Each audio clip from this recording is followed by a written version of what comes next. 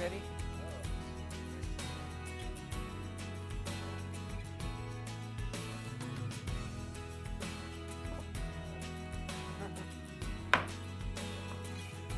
Good evening, everyone. I would now like to call the August 30th, 2022 Longmont City Council study session to order.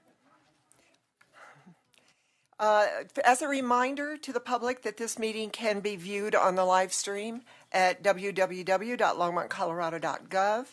And to view that live stream, you go to, longmontcolorado.gov or on the city's YouTube channel, www.longmontpublicmedia.org, or Comcast, if you have Comcast, at channels 8 or 880.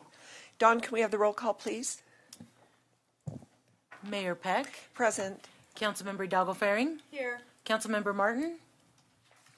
Mayor She's absent. Mayor Pro Tem Rodriguez. Here. Councilmember Waters. Here. Councilmember Yarbrough. Here. Mayor, you have a quorum. Thank you. Let's stand for the pledge. I pledge allegiance to the flag of the United States of America and to the republic for which it stands, one nation, under God, indivisible, with liberty and justice for all. So this meeting tonight is all about the budget. So we're not going to have any special presentations or agenda items. We'll go right to public invited to be heard. And the first one on the list is Chris Conklin. Sir, Chris, would you mind coming to the podium? Thank you. State your name and address, and you have 3 minutes. My name's Chris Conklin. I live at 234 Francis Street in the Bond Farm neighborhood, which is why I'm here. And if you'll notice, I brought some flyers. I think you have them, printouts. It's page one. Hang on, my glasses are hanging me up here. Jesus.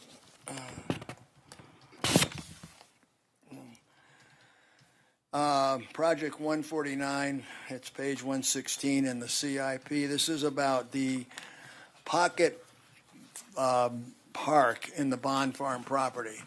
When the property was annexed in 2016, there was supposed to be 0.85 acres put aside as a pocket park, and there was $240,000 put in the budget for it. This afternoon, I was looking and going, well, $240,000, it's partially funded. I was going to ask you to move it up to fully funded. Then I realized the new budget was released, and it's no longer there.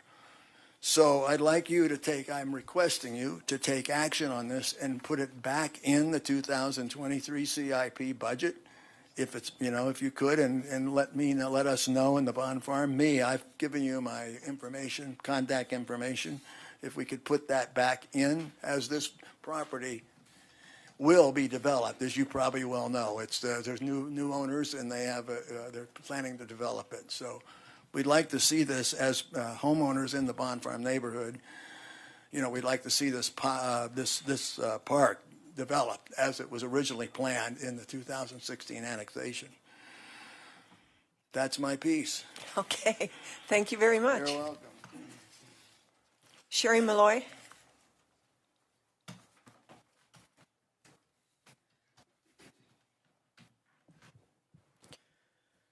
Good evening, Mayor Peck, Mayor Pro Tem Rodriguez, and members of City Council. Sherry Malloy, 1632 Sherman Way. I'm here to speak about 2 things tonight. First, the good news.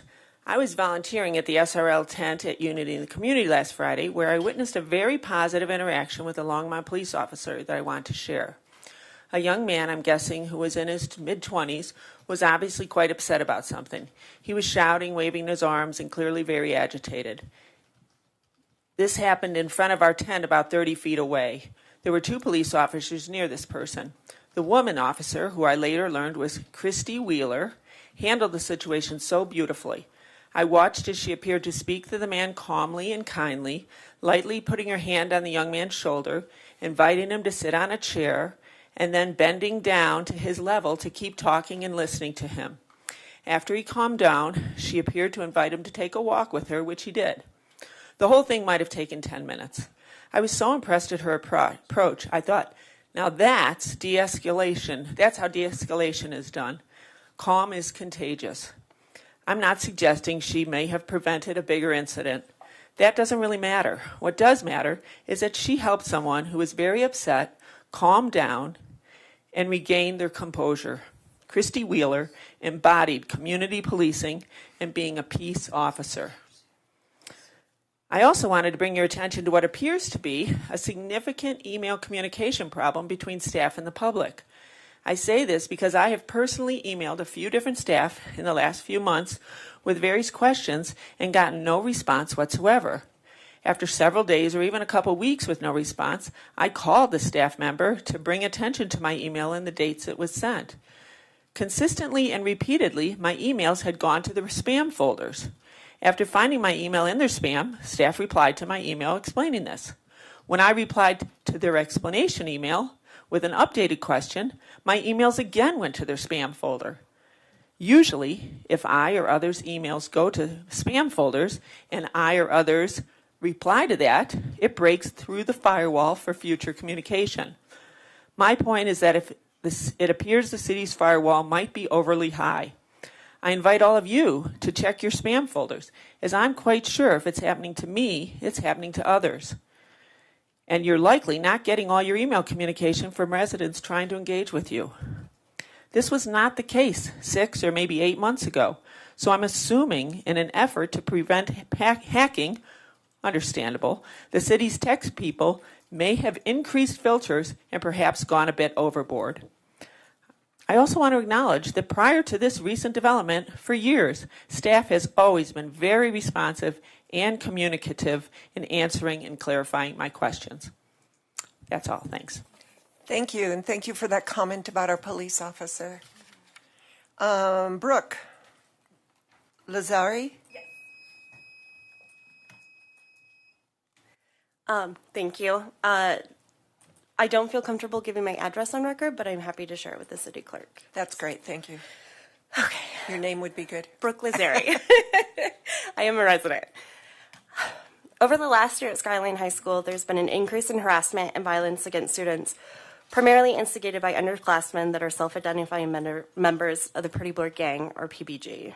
These incidences started roughly in the second semester of the 2021-2022 school year, and increased to include physical altercations, threats to be shot and killed, damages to vehicles, and an assault on one teenager and his mother while walking through Clark Centennial Park. At no point has the St. Vrain Valley School District and its administrators acknowledged that there are 2, possibly more active gangs operating within multiple high schools in this city. They have not adequately addressed the situations, nor have they addressed how they plan to keep our children safe. When asked last week during the school board meeting, Mr. Haddad and his colleagues respectfully requested that I speak out on these issues at the city council meeting, so here I am.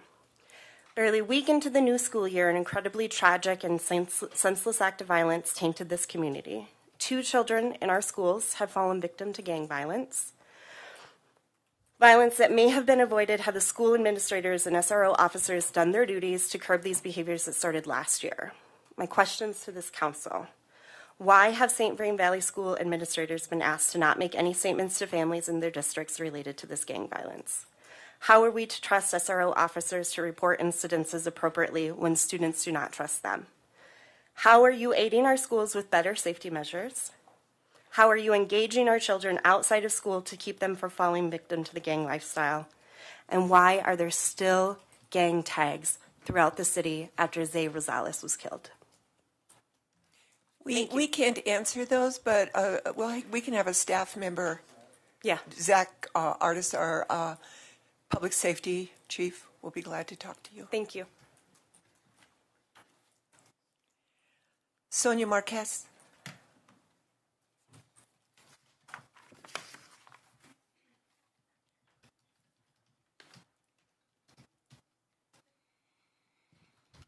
Good evening, council members.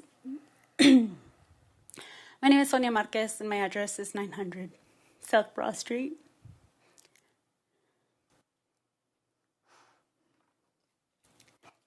I didn't plan on being here tonight. It wasn't until I spoke with Tim Waters, thank you so much for having a conversation with me. Today would have been Zay Rosales' 14th birthday. He was a member of this community. His parents have been members of this community for generations. He was shot and killed blocks away from where my mother was raised when my grandparents settled here in the 1930s. And over the years, we've just continued to see this community, in my opinion, be overlooked. I just got back from a memorial celebration that they're having there where over 100 people are gathered, all Chicano, Mexicano, Latino families, grieving. And as I look at this park, what we call Kensington Park, it does not look like the park where I take my children. It does not look like the park where I walk the lake at McIntosh every day. In my opinion, it looks like a prison yard. There's no volleyball courts. There was over a dozen children just running around watching their parents with nothing to do. No swing sets, no shaded playground. And this has been the case since my mom was a child. This is the lower income neighborhood in which where I worked at the youth center for 6 years. That's down the street, where I worked at Heritage Middle School for 4 years. And this is a continued issue in our community. I wasn't aware that you all are talking about budgeting tonight, but I'm asking that you put forward a budget and a plan for this neighborhood. I want to see the kind of park at McIntosh Lake. I want to see a place for these children to play. I want to see the city, when tragedies happen, our leaders lead, show up to these vigils, show up and connect with the family. It is one thing to meet with city officials, to meet with superintendents, but I ask that the city council members go directly to these families and to these communities and hear their voices, hear what they need. And regardless with all the layers of things that could be happening in these communities, yes, they very much are probably happening, but we need to start coming up with solutions, and there needs to be transparency. But that's my ask tonight of City Council, is to prioritize these lower income neighborhoods and provide a park, a real park, for these children. Thank you. Thank you, Sonia. Angel Sanchez?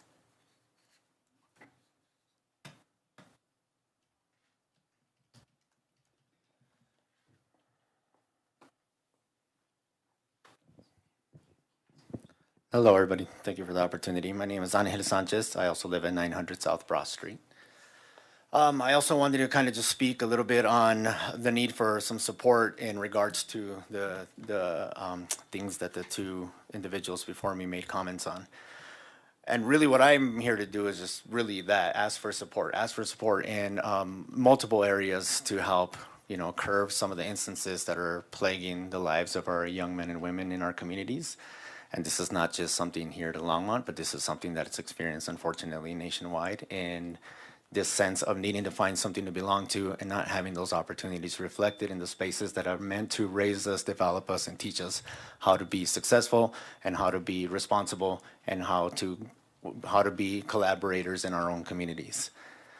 One of the absolute tragedies about this situation is that it stems back far, far beyond anything that's occurring here recently and in the moment. There are so many things entrenched in this process that has created these circumstances for too many young men and women. I know this because I'm a product of it. I experienced the gang life. I experienced drugs. I experienced violence, and I overcame it. I was lucky enough to survive it. Not everybody has that opportunity. And I was able to overcome it because there were resources allocated that gave me an opportunity to educate myself in a very different space, in a way that reflected my cultural identity, that reflected my experiences, and that respected those places that I was coming from and the environments that I was having to navigate. To be approached in that way and to be acknowledged in that way felt very different than going into a classroom every day, being handed a book and told to recite whatever it was for that day. As I look out on some of you today, I know that some of you know the experience, the very surreal experience of growing up in this country with different skin color. As I look out on you, I know that there are some of you here today who know the very unfortunate experience of growing up in an education system that has created a very unfortunate education and success gap for students of color to their white peers. I don't fault anybody within the school system, but I fault the system itself. But I also understand that we have an opportunity to impact those things at multiple levels. And so what do I ask all of you? I ask you to help us with those resources, to help create the tools, including parks, including addressing issues that are happening in our campuses with meaningful tools and resources that are going to help all individuals involved and not create a lopsided approach in where some are victimized and some are criticized. There's a lot of unfortunate realities that young men and women have to navigate in this day and age. What we seek to do as a community is to help to work to create the spaces and opportunities for folks to start to address that generational trauma that has been passed down for generations and has contributed to the circumstances that they're having to navigate now. And so as we seek to do that work in the community, we look to you to help us with the resources and tools to make those things come to fruition. And that includes creating parks, and that includes helping us impact the education system, not just within the St. Vrain Valley schools, but even outside in community by offering more opportunities to do so. Thank you. Thank you, Edhel. Lance Whitaker.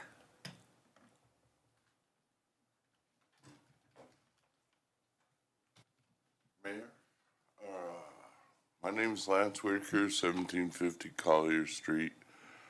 I've lived in the community for about 40 some odd years now. As you all know, I'm just sitting here waiting on an ordinance to get passed. Today I'd like to bring a little enlightenment to the council and remind everybody today is National Beach Day, and it is also National Toasted Marshmallow Day. So, seeing as how none of us are near a beach, I would hope that you all go home tonight and have a toasted marshmallow. Have a good day. Thank you, Lance. You're welcome. Is there anybody else in the public that would like to come up and make a comment? Seeing none, we are going to move on to motions to direct the city manager to add agenda items to future agendas. Do we have anything from council? Seeing none? I see I got this out of order. You should have been first, Harold, before the public. We have no special reports and presentations, but we do have the 2023 to 2027 proposed budgets. So I'm sure we have staff come up for that. Actually, Mayor, I will start that off. I'm joined by Teresa Malloy and Jim Golden. I gotta pull this up.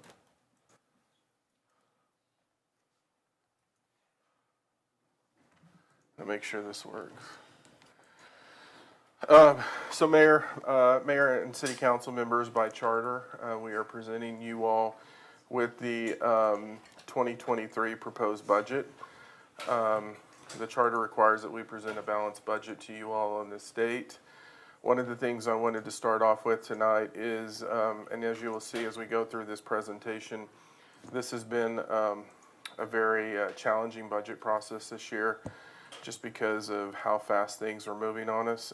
We apologize. We sent you all an email with the CIP at noon today. One of the things that we wanted to talk about as we start off is our thought was that we would go over the CIP information with you all. Once you have a chance to digest it, if there's anything that you want us to bring back to you all, then we will add those CIP items to a future budget agenda.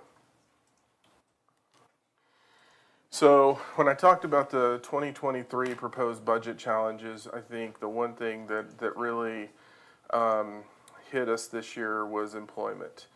And this is something that we've had occur over the last few years, or last couple of years, but we really saw the brunt of this year. And so in the employment category, what we're really, and these are themes that generally hit most of our budget conversations. So the first is pay markets changing very fast throughout the year. I have a slide where I'll go over a little bit more, but this is actually what caused some of the delay in putting the budget together this year, simply because we were trying to understand what was the market really going to look like, and What we really saw is many of our competitors were making adjustments mid-year. And so that's how we established the market rate. We were seeing adjustments, up until the last minute of making a decision of what we put in this budget. And, there's some of our competitors that are yet to fully outline what they're going to do. Obviously, as part of a presentation that we made to you all, recruitment and retention is something that is significantly impacting this organization. You saw that as part of the adjustment that we had to make to our part-time and temporary wages mid-year because we were unable to hire individuals to perform many of those duties. We still have issues in opening up our pools and having enough staff to operate those facilities. But it's really something that we're continuing to see throughout the organization. We talked to you all about some difficulties that we were having in public safety. We got close, and then with retirements, we got behind again. And that's just going to continue to be an ongoing issue. But what I would say at this point, there really isn't an area in the organization that is not dealing with recruitment and retention challenges. And we have some things we're going to talk about in this budget, and then the Workforce of the Future group is still putting some things together that we'll bring to you in the near future. The other significant issue that really showed itself in this budget was inflation and just impacting the cost of doing business on a daily basis. You'll see the numbers in terms of our level 1 increases, but this is the largest number that I recall seeing in level 1, and that was just driven by inflation. And then finally, providing resources necessary to meet the rising demand for existing services. We again are seeing that throughout the organization. The budget that we're presenting to you tonight is a balanced budget with no tax rate increases. The total operating budget, including all funds, is $414 million, $22.4 million more than the 2022 adopted budget of $391.7 million. That's a 5.74% increase over the 2022 adopted budget. Some highlights: all funds are balanced with sources of revenue identified to meet all of our projected expenses. The proposed budget does include an average of a 6% increase in water rates, an average of a 12% increase in storm drainage rates, and an average of a 4% increase in electric rates. All of those rate increases have previously been adopted by the City Council. Approximately $34.14 million in accumulated fund balances will be drawn down in 2023. That is primarily to meet capital improvement needs. Significant capital projects, you can see the AMI advanced metering of $1.5 million, the Kaufman Street busway improvements of $8.2 million. Kaufman Street's important because that is a project that is connected to the First and Main Transit Station and the work that we're doing on that. $1.4 million in raw water transmission and rehab, $2.4 million in water distribution rehab, another $2.8 million in our wastewater treatment regulation 85 improvements, and then Goff irrigation rehab and replacement of $1.6 million. I don't want to get ahead of myself, but one of the things that I will tell you that's impacting most of the projects is actually inflation again. So Kaufman Street was one that we had to really work with in order to get that funded because the cost of that project had increased dramatically. We're seeing the same thing in the Goff irrigation rehab and replacement program. It went significantly over our estimated cost. And so one of the challenges when we look at our capital improvement plan, and you'll hear about later, is really just the increased cost associated with that. I don't think anyone really could foresee, how significant inflation was going to be this year and how broadly it would impact the organization. But in many of our capital improvement projects, I know we talked about this related to wastewater and water in a previous conversation with you all, but we're facing this in every capital improvement project and trying to figure out how we keep them on schedule and come up with the funding necessary.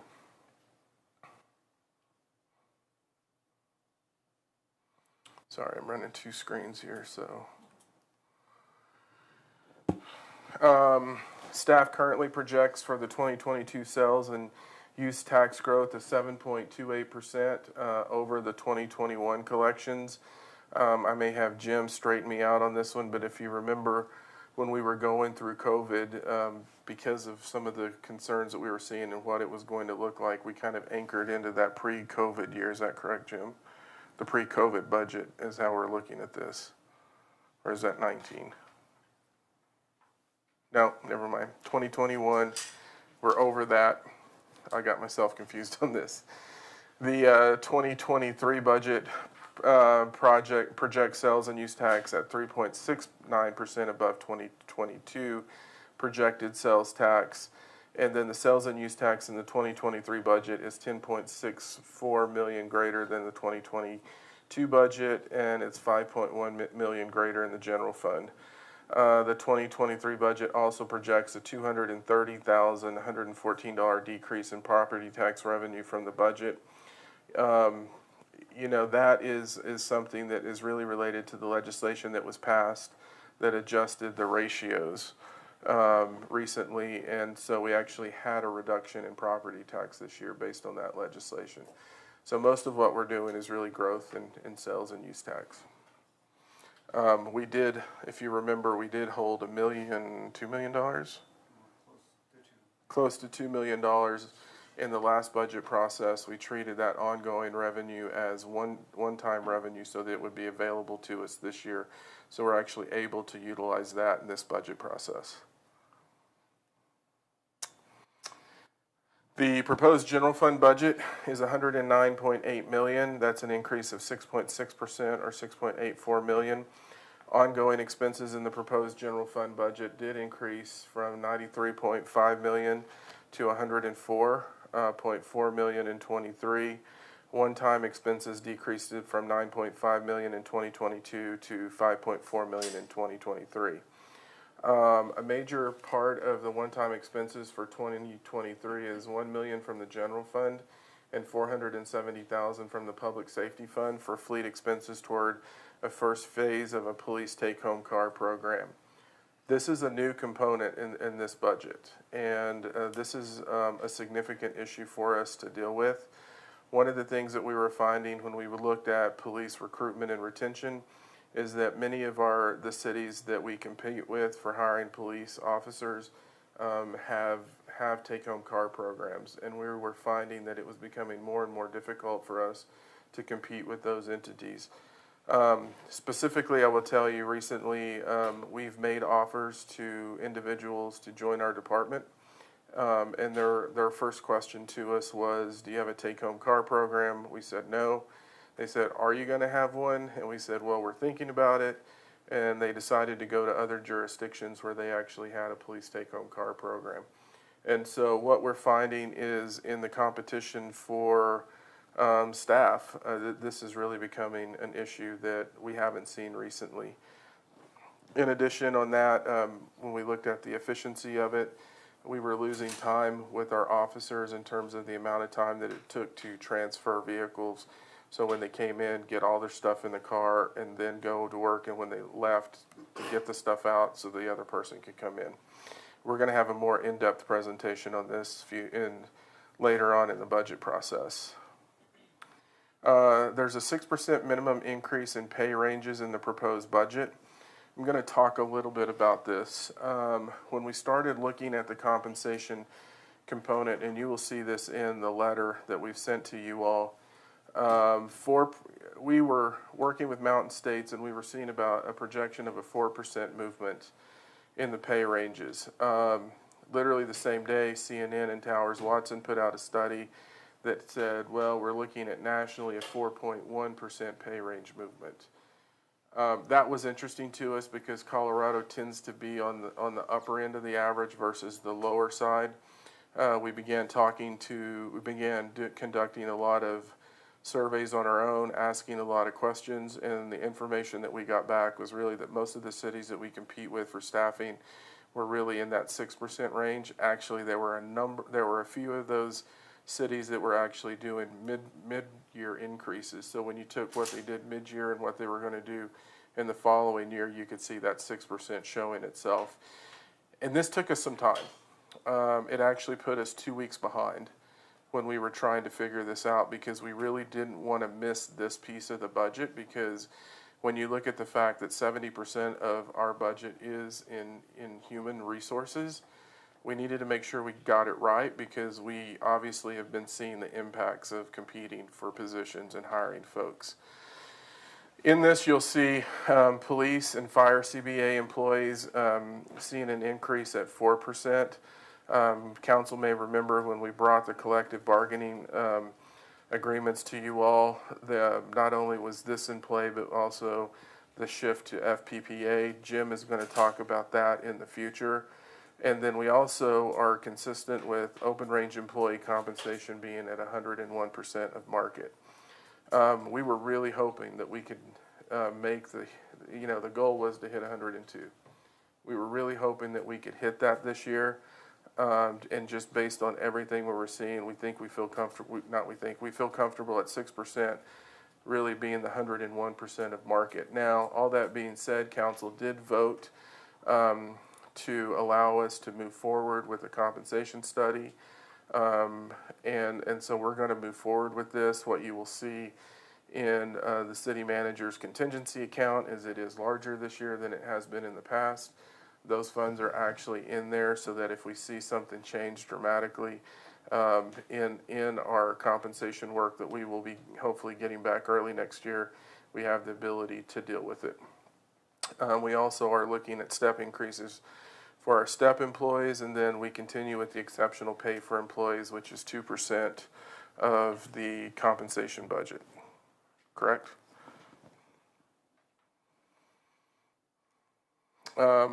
We have 26.8 new FTE in this budget, 13.1, and you can see the numbers, 13.1 in the general fund, 8 in public safety, and then you can see components of positions split out between all of the other funds.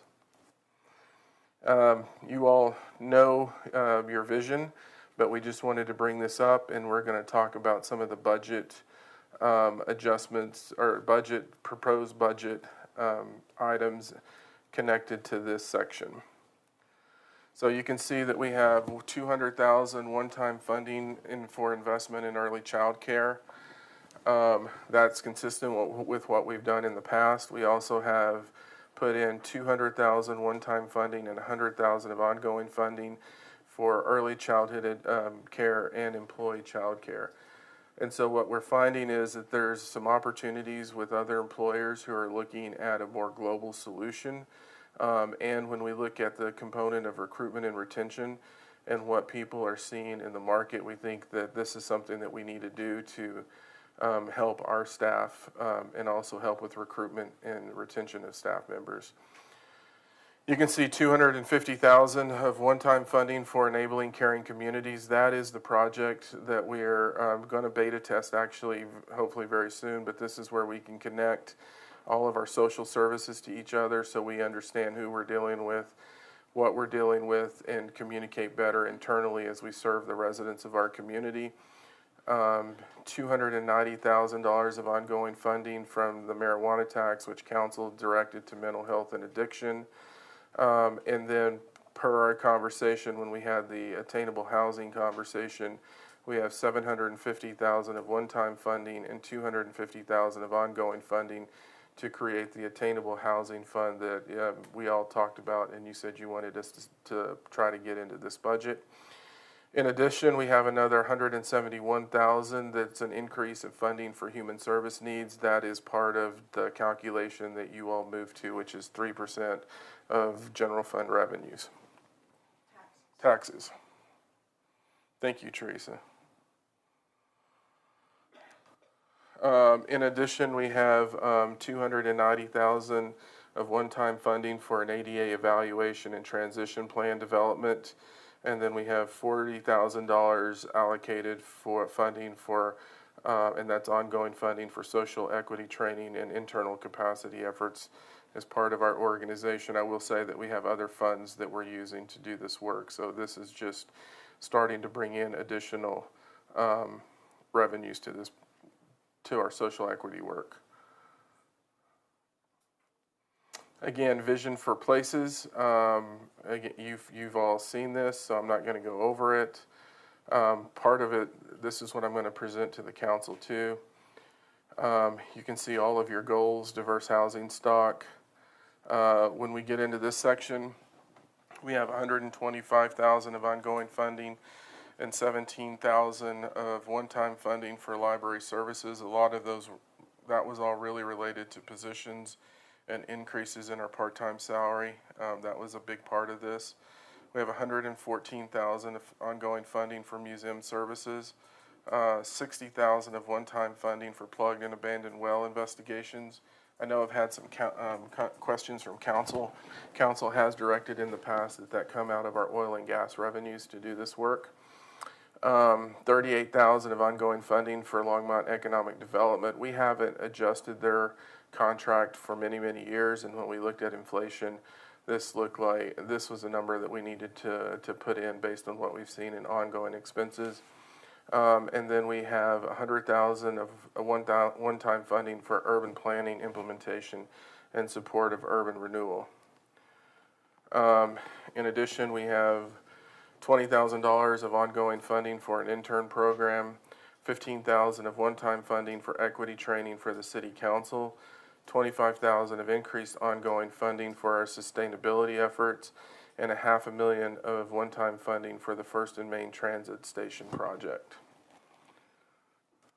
You know, as we look ahead, there's still a number of risks that we had to take into account in this budget. One is the continued impacts of inflation. You know, one of the things that Jim and I talked about that was interesting to me is when we look at increased sales tax, we know that as the cost of goods and services go up, that's generating more money. So we have to, you know, keep an eye on that. Further efforts to reduce property tax assessment rates. So obviously this year you saw the reduction in property tax that we had based on the legislation that was passed during the, was it the last session or session before last? Session before last. Potential reductions to the sales tax base, and that could be any number of things. And then finally, the potential of a recession. So when we were preparing this budget and trying to bring it to you balanced, take all of your goals and what you wanted to see us do, we also had to be really mindful of these other issues so that we weren't putting ourselves in a precarious situation. That's my presentation. I'd be happy to answer any questions at this point, just based on what we presented.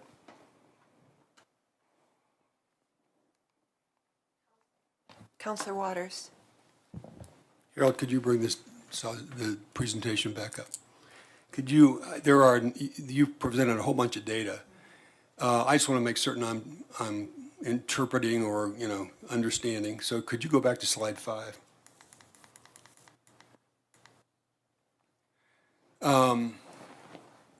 Is the 34, as I did a quick tally of the CIP budget, the number that is in the materials that's posted, the number $63,992,546, I think. It was a quick addition. Is that 34 million part of that 63? It's not in addition to. Correct. So the 63, almost 64 million includes but the budget balance that we're carrying forward. So the bulleted numbers here, the advanced metering, Kaufman, et cetera, are all part of that as well. That's not in addition to. Some of that are all those part of the 34 million in terms of the budget balance, or it's a mix? You were just kind of highlighting these. Mm-hmm. It's a mix. Okay. So there are some funds that are clearly drawing on their fund balances. Yeah. I pulled projects that As we get into the budget amendments going into next year, and Right. and if that CIP budget goes to 90-some million, I will at least understand, you know, how we got there. That's all I'm trying to track through. Go to slide 6, will you?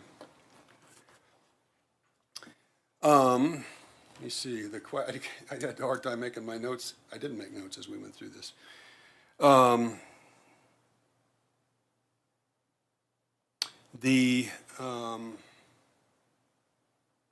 I won't track the questions. I had something triggered when I was looking at this slide, but it was no time to make the note.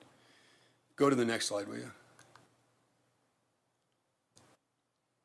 So the 93 million, the second bullet, the ongoing expenses of 93, and is going to be 104 million in 2023. That's the ongoing expenses, and the one-time will be dropping. This is, I assume, based partly on property tax and the decrease in property taxes. Because I'm sorry. Go ahead, Jim. So it's mostly based on the exceptions that we were dealing with in last year's budget for '22. The property tax that Harold referred to that we used for one time was almost 2 million. And there was ARPA money as well that we had, wasn't ARPA, what was CVRF money that we received the year before that was in our fund balance for the general. So it's fund. that mix. So there was a lot, and plus with the sales tax that was beyond our projections in '20 as well. So there were a lot of things to draw from that gave us $9.5 million. So the 109 million is the 93 million, is the 104 million plus the one-time expenditure gets us to the 109 million? That's correct. Yeah, okay. Well, when we get into this, I'm certain we'll talk about, I don't question the value of the take-home car. At some time we get into this, I'll probably wonder about, how far, is there a range on that? Does it matter? These are marked cards, I would assume. And I can see all kinds of upside to that, but just getting more information. Could you go to the next slide? Yeah, and I will say all of those, there is a range in requirements, but we'll present on that. I think that's coming next week. No, 3 weeks. All right. Well, I know we're going to get into more detail on these things, but I guess when we get in, I have no qualms about compensation. So I guess that's good, except here's the only other commentary I'll make. I love the vision statements that we crafted, a former council crafted. This council has never had a conversation about those vision statements. We've never reviewed them. We've never discussed the goals. This council has not. They haven't been reviewed by any council since February 2020. In that retreat, as I recall, we made a slight adjustment to being born and raised, and then we added growing old, right? I mean, to address the status and the needs of our senior citizens. I love the goal. I love the statement, the vision statements. The fact that we haven't updated the goals since 2020, February 2020, now at the end of 2022, suggests to me, I mean, what organization would set goals that we never looked at in 2 years, much less revise and update based on data? So I understand I'm kind of cranky about this. I think it's unethical, not on your part, on our part, to claim the work of a former council and with never having addressed it. And I guess I'm addressing this to us as opposed to you. I think it's a failure on our part as a council to have not spent 1 hour, much less 1 day, in a conversation about what our priorities are, so you could use those as you build a budget to say here's how the budget reflects our priorities. This budget reflects the priorities of a previous council, because this council, I don't think ethically, can lay claim to someone else's work without even acknowledging how we got there. So I just want to say, when we do that, I said it before, the last time we had this, every time it comes up until this council is willing to spend time going through the process of goal setting and revising goals and adopting them, I think it's unethical and unprofessional for us to lay claim to those. So I'm looking at you. I think I'm speaking to us. So to that statement, I think it's a good point. However, if you feel strongly about that, you have the opportunity to make a motion to put it on an agenda or have a special meeting of council to discuss that. Can I respond? Sure. I'm number 8. I could on any Tuesday night make a motion. It seems to me that the mayor and the mayor pro tem, in working with the city manager, if that's a high enough priority, there would be some conversation coming from this part of the dais about wouldn't it be worth our time to convene as a council in a planning or goal-setting process? We haven't done it. We've not even talked about it. So it's hard to know whether or not my priorities reflect anybody else's priorities on this council. I know where my priorities were based on a previous council, but not on this council. And I guess I could do that. It seems to me that that's presumptuous on my part to be making a motion to put us into a planning retreat when that should be coming from leadership on the council. Well, I'm not going to address that because I am the mayor, but this is not a mayoral council. It is a city manager run per our charter. So anybody on this council, if you would like to discuss something, bring it forward. I have brought it forward a couple times. But you never made a motion. And that's the way this council works. I guess I wasn't clear the last time we had a presentation. And a former council's, I know we're talking about budgets tonight, but if we're going to anchor the budget to that work, I think it's discrediting to the budget to anchor it to the work done by a previous council, never discussed by this council. Thank you. Is there anybody else yes, I see Councilwoman, I'm sorry, where are we? Hildalgo Faring. That is me. Thank you, Mayor.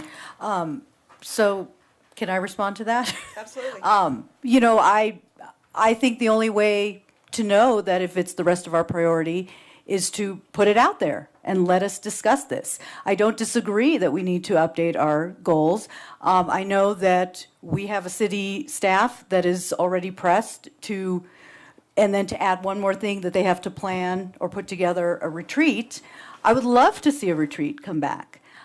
We also have gone through a worldwide pandemic that really limited our capacity to have in-person conversation. I'm not trying to make excuses for that. I totally agree we need to come back and, as we move forward, let's look at these goals. Let's because I know my life in the last 2 years, and I could easily say this for any one of us here, has changed dramatically. And our priorities and where we want to go, how we look at life, it looks a lot different now than it did 2 years ago. So no, I do not disagree. I would love to see that forward. I can make a motion. You can make a motion, but let's get something in the books. I do agree with that. And if I do have a question on FTE. So I'm going to, and I think it was on slide 10. Yep. I'm going the wrong way. Was it? No, it was, where was it at? I saw something on FTE. I thought it's 9. 9? Okay, there you go. Another fast reader. Slow down. So in looking at the new FTE, what was the criteria that you were looking at? Because this will be in addition to. So I'm just curious to know why was it determined, 1.5 in water fund or, public safety. I guess I'm just kind of curious as to the criteria and where's the flexibility if we're finding that we need more or less. Salaries are huge. So that's a multi-pronged question. So in terms of the point something of a position, that is typically where we have positions that are split across multiple funds. So it's not like it's it's one position, but we charge out to different funds. So that's a piece of it. I'm trying to pull up the details right now. So when we look at it in terms of general fund positions, so part of it give you an example, and again we're going to go in this to detail. So in the museum we had attendance. That was because we actually had damage to some of our exhibits. And so we knew that in order to continue to get exhibits, we needed to actually fund attendance to be there and watch them nonstop. On the library side, we funded full-time children's librarian. We brought salaries up for our part-time librarian staff. In addition, in the general fund, we funded and we're blending this with 2 different budgets, but an attorney to deal with housing issues, and we put revenue in from the from the Housing Authority to help deal with this, because that's creating a ton of work for us right now. Those are just some snapshots of this, but Jim, I don't know what you were going to add. So I think what I would say is that it's resource-driven, and I think in most of these funds that have small FTE amounts, it's because that's all of the FTE that we're requesting, except in a case where it's split over multiple funds and it's hitting maybe the general fund.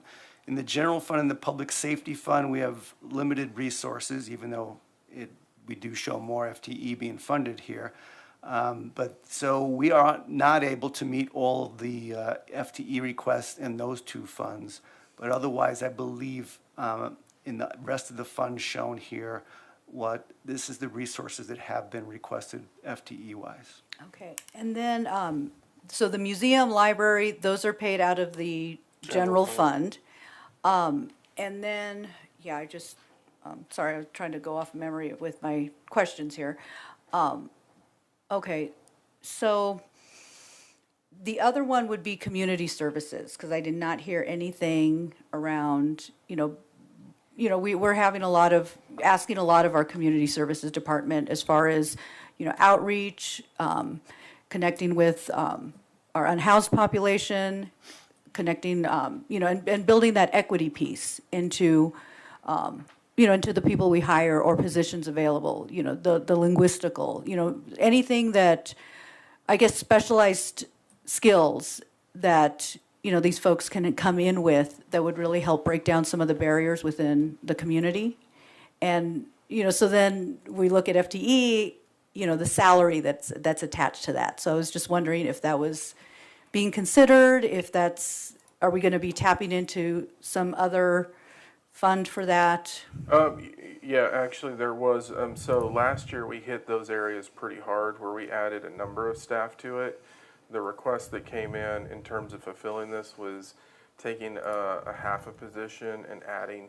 So you'll see in this budget where we added another 0.5 so that we could have a full-time. And in the conversations, we want to see how we're working with the additional staff that we added to that group of community and neighborhood resources. And so we did add some here, but we were also building on what we added last year too. So it wasn't like we were just looking at it just in this fiscal year. And so we want to see how we work with the numbers that we have. But I want to say we added, what did we add, 3 last year? Not sure.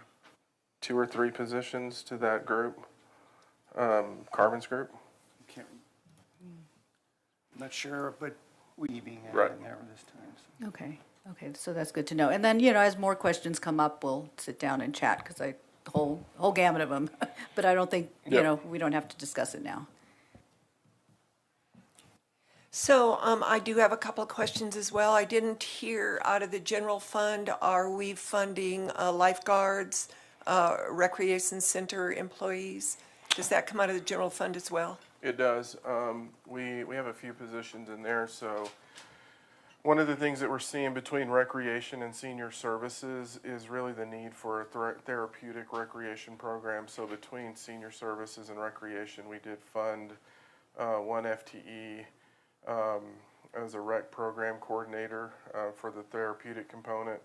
We actually made a shift where we're adding 2.25 FTE as aquatic facility leads so that we can deal with some of those issues, because really I think what we're seeing is lifeguards coming along, but it's the pool and aquatic managers that are now. So we did fund that in this list. Okay, my other question, and this actually comes from concern from the public. I don't see anything for any open space FTEs, because we have fire danger that is very much on the minds of our residents. I do know that Boulder County is going to have a tax on this ballot measure for fire mitigation. What are we doing in funding in that area? So on that one, I don't know if there were any requests on that piece. We'll have to get back with you on that one. I'm trying to pull something else up. Jim, do you remember that? But that's also in the open space fund, not necessarily the general fund. The FTEs come out of the open space fund?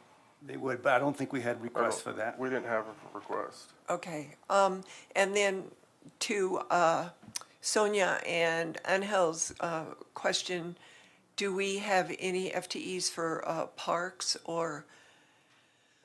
and would that come out of recreation fund? Would it, if in fact they requested FTEs for parks? So I think part of their question was a capital question, and that's in the Okay. Park Rehabilitation Fund. And so we do have funds for park rehabilitation. We have made some improvements to Kensington. I think part of the challenge with that is the way that park is designed. It's really long. Yeah, it is. And when we get into that presentation, David and Jeff can go over some of those issues. That's part of the park rehabilitation piece, specifically on Kensington. About 2 weeks ago, prior to the event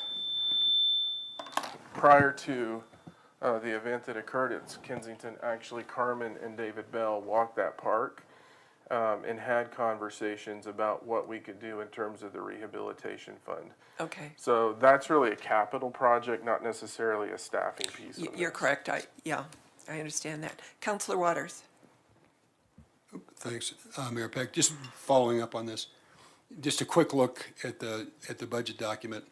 Looks like there is money not in 2022, but in 2023, and then in an out year or two for Kensington Park. Correct. Nothing in 2023. Is that correct? That's correct.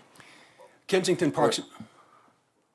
We have existing funding from a previous year's budget. Well, I know Kensington we had in the queue, Yes. but We're not based sure. on staffing shortages and, the project management, it didn't surface, right, to the level of getting done.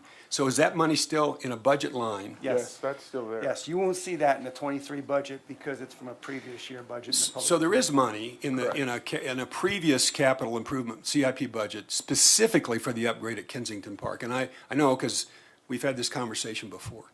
The challenge, just like the Fox Meadows, has been there for I think a year or two, has been staffing. So the question that the mayor asked about staffing in parks, I know we've got great project managers, right? They get caught up in so many other things that we get this backlog, right, of worthy projects funded, but without the human, right, resources we need to actually get the design work and the public engagement work, et cetera, completed. So I guess my question is, if we're not adding, and maybe I didn't track the answer, if we're not adding personnel to parks, how are we going to clear that backlog? We have money that's been budgeted. We have folks in Kensington, in the Kensington neighborhood, who are wondering, when are you going to get to our park? Correct. And I get this question as it's a Ward 1, asset, and I kind of dance a little bit and say, well, we've had money in the budget. We just are short-staffed, and I get that. But I don't know how we clear that backlog and how the other, park amenities or assets that we want to upgrade, how we get that done if we don't have the project managers to do the kind of work that needs to be done for design and contracting, et cetera. So, Joni and I have been having that conversation because actually when we look at the Parks Fund, there's money we need to get out. And yeah, there's a ton. And the issue is, you would have to really add a lot of staff in order to spend those dollars. But what we do know. How about we add 2 to get started? Yeah, well, I think there's a way, though, on the other side is, in order to really potentially have a faster impact, is look at contracting folks to come in and do that, because there's a difference of an economy of scale in that, and to get that work done. And it's not unlike what we've done when we work and contract on the public works side and some of the other areas. And so we really think that's probably going to be the way to get this spun faster than to continue in the same model that we have. And I think that'll serve us well in the long term. And so that's what Joni's working on right now. Can I ask another question or two, not specifically about Kensington Park? Oh, of course, yeah. The project, I'm trying to remember the name of the development at 66th and Pace, west of Pace, just south of 66, probably got it in my notes here. Is that the one with the drainage issue? Yeah, it is. Is there, I did a quick look. I didn't think I saw anything in here for that project, even to get it started. No, we weren't able to do that based on the other components that were in the funds in terms of what we had to do. All right, I just, Yeah. because I'm going to get asked, Yeah. and at some point, a little more detail will be helpful.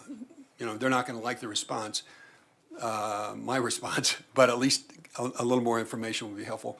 And I suspect then there's nothing in here for the Ute Creek Golf Course completion either. No, one of the challenges that we're actually having with the golf course is that when we look at the cost increases associated with both the sprinkler system and the maintenance Yeah, I facility. know those are big issues.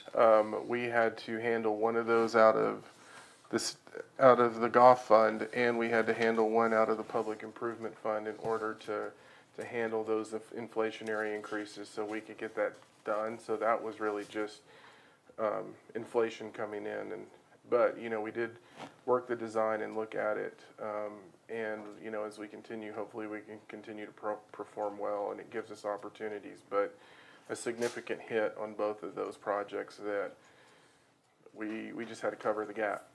Okay. I guess my last comment, when I think about the 13 FTE in the general fund, you know, I'd made this request a year ago when I think we had, 31 people in this year's budget, and this is obviously quite different in terms of the scale.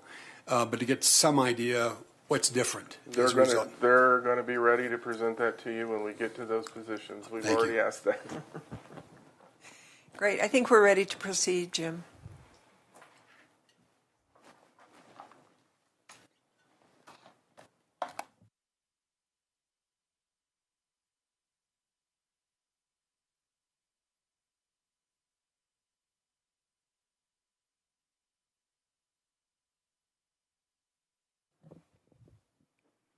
Good evening, Mayor and City Council. Therese Malloy, Budget Manager. So I'm going to start off our CIP presentation this evening, and then you're also going to hear from other staff members who are going to update you on specific projects that some of which were in the presentation that Harold just recently mentioned, as well as some others. And so I'm going to start with an overview. So this is the look of our complete 5-year CIP for 23 to 27. It is $239.45 million, and the pie chart does show the amounts by system, by category, but really the main drivers over the 5-year are transportation, that makes up about 33.6% of the total 5-year costs. Park, recs, and rec and open space is 16.5% of that, and then electric at 14.1% and public buildings at 11.9%. So this shows you the trend from 2019 through 2027, and what I really wanted to point out to you here is that big jump in 2020 is the largest that we have ever had in CIP funding, and it is really driven by 2 areas: transportation and water. And so this kind of shows you that by category. And the yellow bars are 2022, and really what's driving that big increase you saw in the last chart, like I said, was transportation, because in 2022 we have 6 point something million for Kaufman Street, and then in addition we're adding more in the 23 budget for Kaufman. And then in water, it's the bond projects. And then if you really just look at 2023, total 2023 for CIP is $63.99 million. And again, it's those same 4 categories that are driving most of the CIP costs for 23: transportation, parks, rec and open space, electric, and public buildings. And then this shows you our CIP by investment category. And what we mean by investment category is 3 things: asset management, improvement of existing infrastructure, and then new infrastructure. And the largest category is, although there 2 of them are pretty equal, but the largest really is improving existing infrastructure. And so that is the overview of our CIP. And so now I'm going to turn it over. We're going to start with Jim. I'm going to jump in real quick. I'm going to jump in before Jim Okay, goes. you go ahead. So part of what we talked about in terms of getting projects done, timeliness, and those issues, one of the things as part of the restructuring that we did based on changes that I've had in my leadership team is we actually moved Becky Doyle into shared services with Sandy, connecting it more closely with the finance side, but we call it strategic integration. One of the things that I wanted to point out regarding the CIP is, so obviously as I looked over the last 10 years, I mean, we were really presenting the budget when the flood hit, and then we had to completely change our capital improvement program in order to deal with those issues. And obviously that took some time. Started getting back into more of a normal mode of operation. Then we, not long after that, head into 2 years that I don't think we'll ever get back. But one of the things that was hard for me to deal with is how we were managing projects and how we were reporting on those projects, and really finding a way to get those details flowing up so that we could ensure that we're on schedule, on time, turning the projects like we need to. So one of the challenges that we did, or not one of the challenges, one of the things we decided is that group of strategic integration is going to be working on building a system that we use consistently throughout the organization to manage projects. Right now, project managers use different tools to manage your projects, and it doesn't necessarily roll up into a dashboard that I can see on a regular basis. So part of it is looking to move, utilizing Microsoft Project, taking Microsoft Project and working with our ETS staff so that then that rolls up into a dashboard so we can essentially see how projects are moving. I can keep an eye on, are we on pace? And I say this because when we looked at what we were going to fund, one of the questions is, can we start it in 23? And I don't want to see a situation where we're funding something, some of the things we've talked about, where we budget it for 23 and we're not able to get it started. And if that's the case, we need to see it earlier in terms of that project management process. So I wanted to say that in this because that is a new thing that we're bringing into the organization, and really to give me a better view, but also give the directors a better view on what we're doing, so that we can accurately communicate with everyone the status of these projects. Now ready.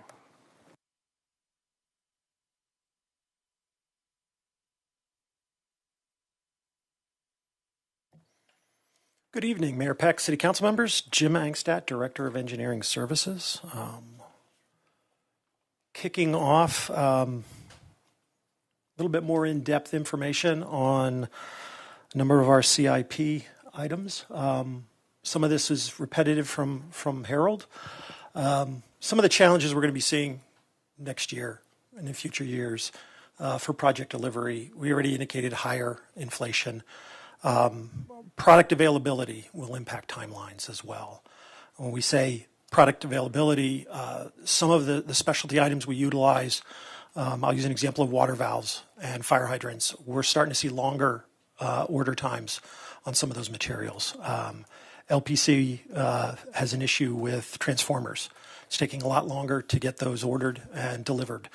So those could impact some of our projects. Again, staffing, And the regulatory environment in our water and wastewater, we're seeing a lot of regulations. We've heard about PFAS.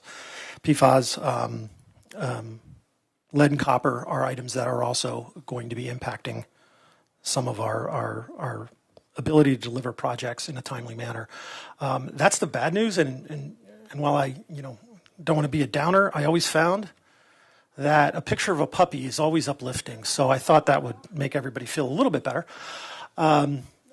So I'm going to be focusing tonight on transportation, water, sewer, wastewater, drainage, and public buildings. And then I'll turn it over to Cash Johns to talk a little bit more about one of our public building projects.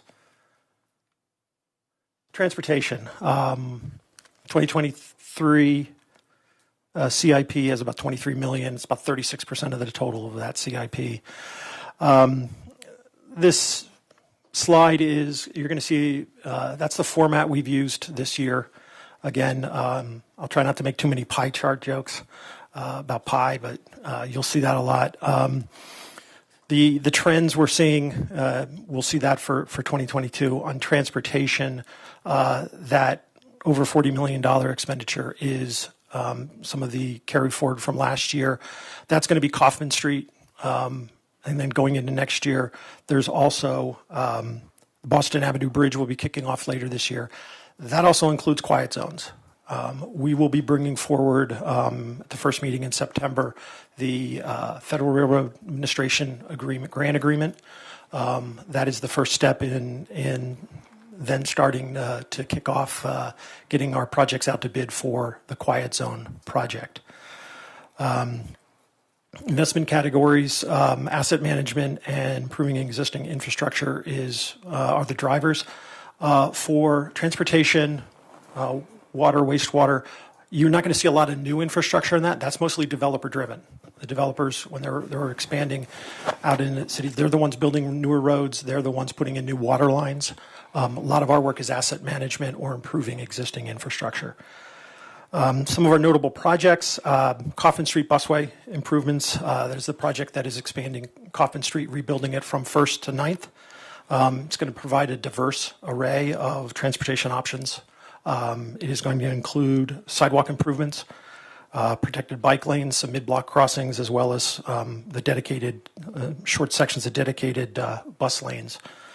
That project is currently under design, and we are anticipating construction to begin in late 2023. That is the roadway portion of it. We have already begun working on the water line replacements. We want to get ahead of the road construction, so we are currently, you're seeing work south of 3rd on Kaufman Street. That is the water line replacements, get the utilities out of the way before we begin roadway construction next year. That is also tied in conjunction with the First and Main Transit Area Station. How much over budget were we projecting Kaufman? It is about that $8.2 million. But versus the original budget? And the original budget was, I think, around, I want to say $6.9 million. And it's important to understand that a significant portion of that $6 million is all grant dollars. Phil Greenwald's in the back, and I'll give him kudos. He was very successful in getting a grant with a very, very small city share. Unfortunately, with the changing commodities and the market, the project is way over budget.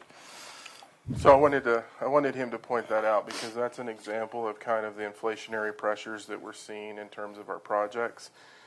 We really had to push to get this funded so that we could stay on schedule based on its connection to the work that we're doing at First and Main. But you'll see another number down here of $150,000 for transportation of the future. But the Kaufman Street project is a new design for us in terms of how we're doing this, and we need to be able to learn from it. So that was a project that was really important that we stay on schedule based on everything that it's connected to. But we had to make, we went in from spending very little to having to add a fair amount of money in order to see that project stay on schedule. So jumping down to the First and Main Transit Station, current status is we are working with RTD on the IGA That is hopefully being finalized soon. Property acquisitions for the 7 properties we need for the project are underway. I believe we've already got 2 offers approved. We have offer letters out on 4 others. We are working on a solicitation for design services. We hope to start design for the roadway portion and utilities later this year. And then a developer recruitment is to commence in October and November this year, with developer selection anticipated in the first quarter of 2023. Can I ask a question on that?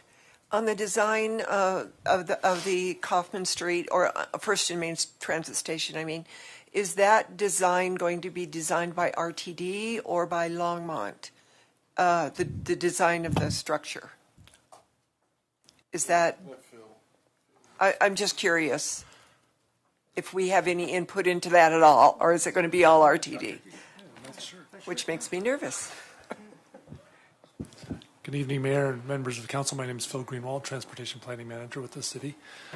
Just want to reiterate that we are taking full control of that project from the city point of view. We really are trying to ask RTD very nicely to step aside as we build our road and our infrastructure that needs to happen there. So RTD will be responsible for the bus bays, but not much more than that. Thank you. And to point out, Tony is also working with Phil, because we're really looking at how to leverage these dollars into a broader public-private partnership for more of a transit-oriented development at that location. Thank you. Thank you, Phil. Also, kind of tied into that area is the Boston Avenue connection, crossing of the railroad tracks at the east side of Boston.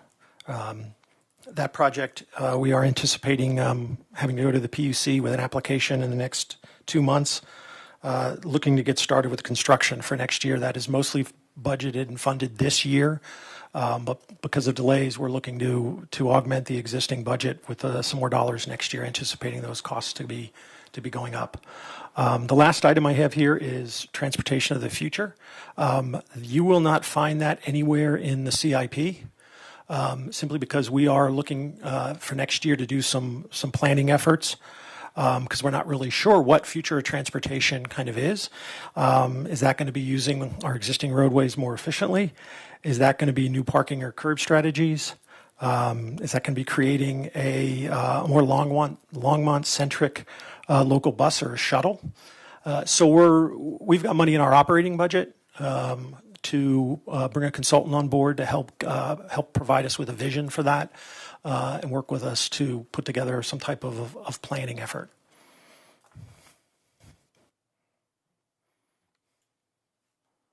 Any question on transportation?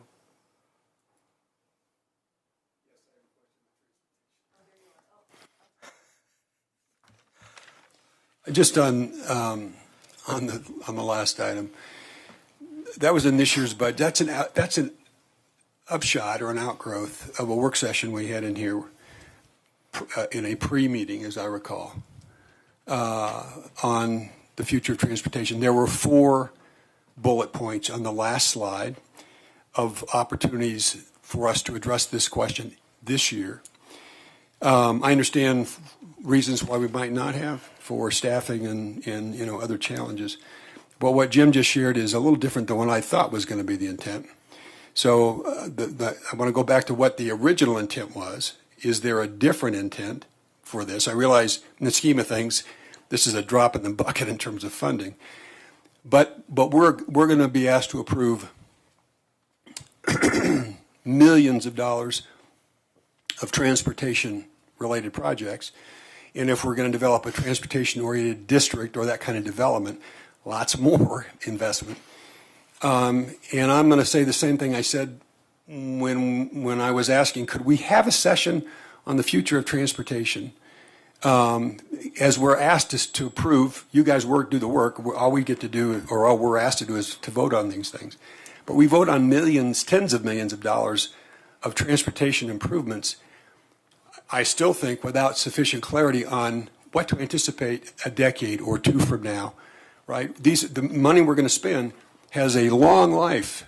We ought to have a really clear idea of if we're going to spend $1 on a bridge or a crossing or TOD, what's that taking us to, and how consistent is it with what we envision or anticipate? Where's Phil? Phil left. Phil's right here. Oh, he's hiding. You guys with the same shirts on, hard to tell you apart, right? I know Phil doesn't control those dollars. I've spoken with Phil about, Phil, when are we going to get to do this? And Phil said, well, someday maybe. But I understand he doesn't have control of the funding for this. So this, I'm confused. I realize it's not a lot of money, but I think it's an important pot of money to help any council be clear on, if we're going to spend $1 this year, it's because of what we believe we're going to be dealing with 10 years from now or 5 years from now or whatever that the futurist Phil Greenwald would bring us. So there's a question there. How are we going to use that 150, and is it consistent with with addressing the 4 bullets on that last slide from 18 months ago? Phil, you'll recall the last slide in those 4 bullets. Mayor and Councilmember Waters, the point of putting this together as a transportation kind of master plan, if you will, and really redo that element of the Envision Longmont process is to step back through and start talking about the integration of all these different pieces of transportation, as you mentioned, and put it into a priority statement in transportation master planning process. So that's what we're trying to do is with the TMP or transportation master plan, which that 150 will fund a portion of that, is to start to set those priorities with the community and with this council and your boards and commissions as well, and start to set those priorities so that we can have a clear understanding of where money goes in the future. So let me just ask, based on what we were exposed to a couple years ago, should we anticipate the need for surface parking and structured parking 5 years from now like we need today, or 10 years like we need today?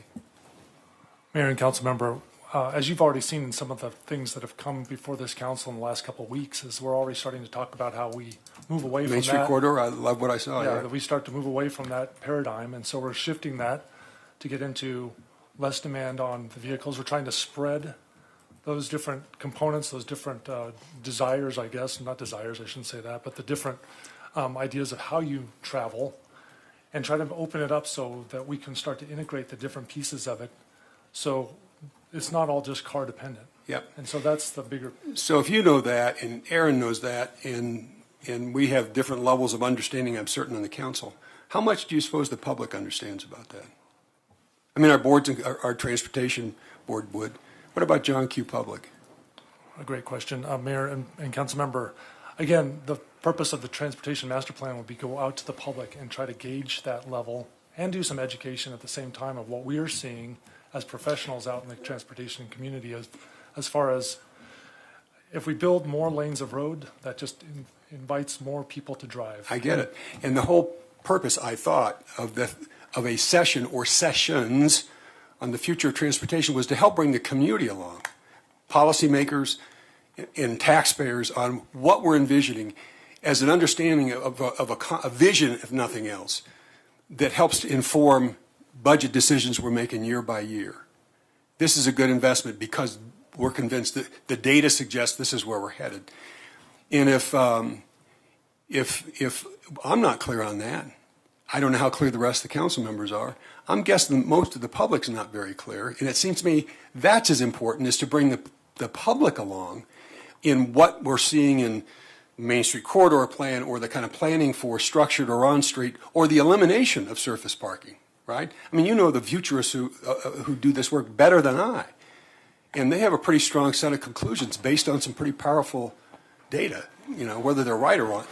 It just seems to me we have missed, and we're going to continue to miss, an opportunity to bring the community along to understand, that's why they're doing this. So I'll let it go from there. I think we're going to miss an opportunity. I'd hate to see us miss. Well, I think that is the intent of the work we're going to do here, is to do that in conjunction and bring the community along. What you're not seeing in this is a lot of expansion projects for this very reason, is we don't know what that future is going to look like. And so how we look at expansion projects is different in that realm. And so most of this is maintenance Kaufman Street is probably the one expansion project, but it is moving into a different design that we've had, incorporating all modes of transportation into that. And it's not, we're not widening the road, we're just utilizing the roadway in a different way. And that's why that was important to us. But I think the whole point of this money is to do that with the public and have that conversation. So to that point, we are having a meeting in the morning, Phil and myself and Sandy and Harold, because we're going to have a community conversation on transportation in December. And we're just getting together to form that agenda. The RTD directors are going to be there. There'll be an update on Front Range Passenger Rail. And I did talk to Jessica Erickson about the Advanced 2.0 intra-city transportation system that we've been discussing. There is no definite plan, but by that December meeting, can we have something to bring to the public so when it is part of the master plan, they can give their input? So I think that on all levels, we're trying to figure out the best way to communicate without having to go back and say, whoops, we're not going to do that, or whoops, because the public doesn't really want to hear that all the time. It's really difficult to try to work out the nuances of everything. So, and that will come to council as well. But we're not there yet. There's not really much to report on. We're still working on it. So it's basically, what are we working on and where are we with that work right now? So, just as an FYI. Back to you, Jim. Water. Approximately 7.4 million, 11% of the total CIP. The water CIP by investment category, as Teresa indicated earlier, is a huge rise because of bond projects. Earlier, back in 2021, we had the Windy Gap. That's what that WGFP is for. And again, asset management and improving existing infrastructure is our pretty much our drivers.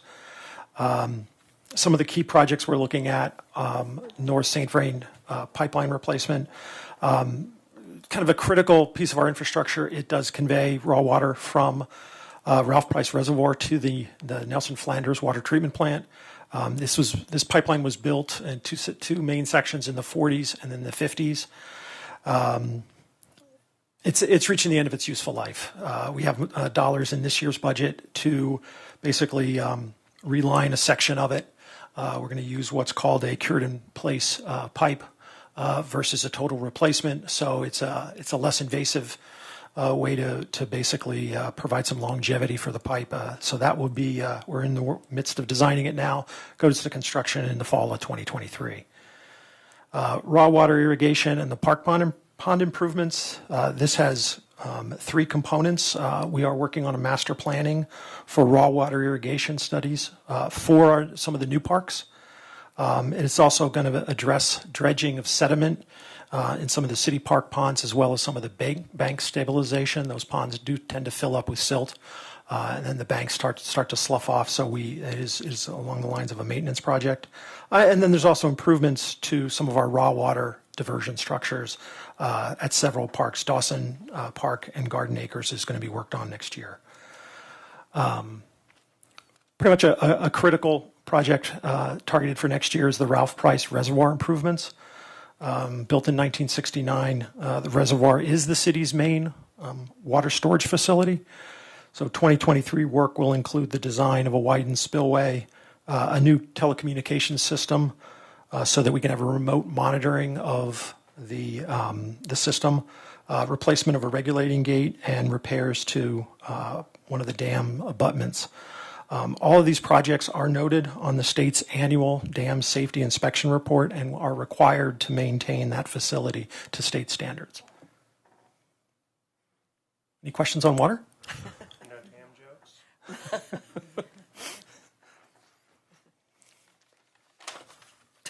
Sanitary sewer. what we're seeing kind of in 2022, there's a lot of smaller scale improvements. That uptick in our trend is a lot of small scale work at the wastewater treatment plant. A lot of smaller projects, as well as we doubled up this year on our collection system rehab. I mentioned earlier a cured in place pipe. We do a lot of lining of our sewer lines. They are one of our lines in terms of depth, deeper than most of the other lines, and we found that is a non-invasive. Sewer lines can be anywhere from 9 to 15 feet. We don't want to dig up in an alley and disturb, or down a road, disturb that, so we do tend to line a lot of those pipes. Again, not a lot of new infrastructure in sewer. It's going to be mostly improving the existing and some asset management. Notable projects, big one is the wastewater treatment plant Reg 85. It goes back to that first slide I showed you about regulatory requirements. In 2018, the city's wastewater discharge permit was renewed, and it included new effluent limits for nitrogen and phosphorus. After some studying, the plant meets the requirements for nitrogen, but we need to address phosphorus. So at that point, a compliance schedule was issued, which required the city to meet those new nutrient limits by July of 2024. We have completed the design of a new chemical phosphorus removal facility. It is currently going through getting a state permit. Construction of that new facility will begin next year. It's a new chemical storage and a pumping facility. And that will begin next year so we can meet our compliance schedule in 2024. Tapping on to what Jim talked about in terms of regulation, this is the one well, we're seeing it in all of them, but this is the one where regulatory impacts are probably the most concerning in terms of what that's going to look like in the future. And so obviously that will continue to impact our capital work in terms of what we have to do, but you will also probably start seeing some adjustments operationally, and so that we can deal with these issues. It is, when you just look down the road, there's going to be a lot of things that we're going to be required to do that will take significant dollars that we need to put into the plant. So we also wanted to note Project Digester number 4. This is additional dollars, including this year's dollars, to undertake a design. Recently, the city completed a facilities planning report for the wastewater treatment plant, and it recommended the addition of a new anaerobic digester to increase capacity, provide redundancy, and also to increase biogas production from the plant. What might you ask is anaerobic digestion? That is a process which reduces the wastewater sludge and solids to a mixture that is odor-free and capable of disposal. One of the byproducts is methane gas. We scrub that and clean it and then use it as a fuel for our sanitation trucks. Design is initiated in 2023 with construction to be funded sometime in the future for that digester.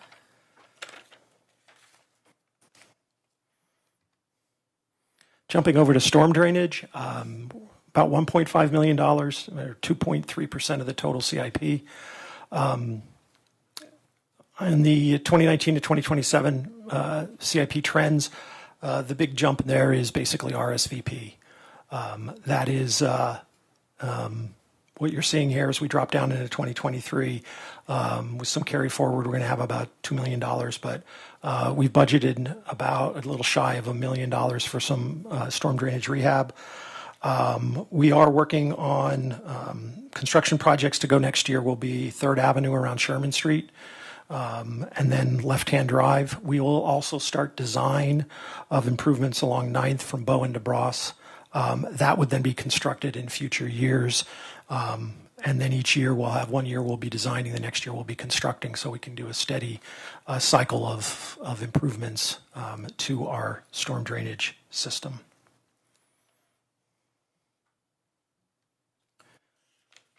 Next item up is our 2023 public building CIP, approximately $4 million, about 6.3% of the total CIP. One mention of the pie chart, there's a lot there, in part because our public building CIP covers a lot of efforts. 34 municipal facilities, covers the ongoing repairs and life cycle replacements of core building systems such as roofing, HVAC, boilers, flooring. It keeps the infrastructure and to keep the infrastructure and systems working properly. We normally see about an increase of about 5% each year as building systems age until expected life cycle is met, and replacements would then be planned. These funds will also cover any emergency failures of systems when that failure is outside of the life expectancy. And with that, I'm going to turn it over to Cash Johns to talk about a specific public project regarding electric vehicle charging stations. Thank you very much. Thank you, Jim.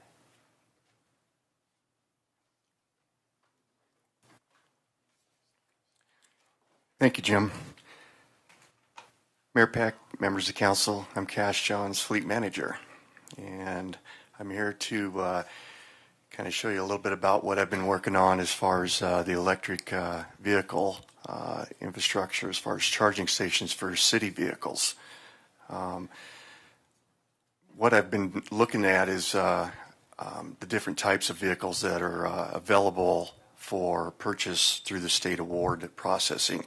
And I take those vehicles and I actually look at our vehicles to see if I can make a match. That's where I came up with the 177 units. We took that process and I looked at all the different campuses that these vehicles were going to be stationed at, and kind of globally, picked the number type of charging stations that we needed to have. I am looking at the level 2 charging stations. The vehicles that we do purchase come with a level 1 that you can actually use. And we also currently have charging stations throughout different little places in the city that house, the vehicles that we currently own and charge. On that, there's a level 3 charger that I'm also looking at. The level 3 charger gives us a boost, like it's 15-minute, 20-minute charge, and those will be used for situations later on when I am able to purchase vehicles that are going to be used for like LPC. When there's an outage or anything like that, and they have to run, quite lengthy times. The hybrid type of vehicle, of course, doesn't use a charger, and I'll be looking at purchasing quite a few of those too. Our police department is one of the areas that I'm looking at for a hybrid. The plug-in hybrid is also now starting to become available that are in our pickup categories.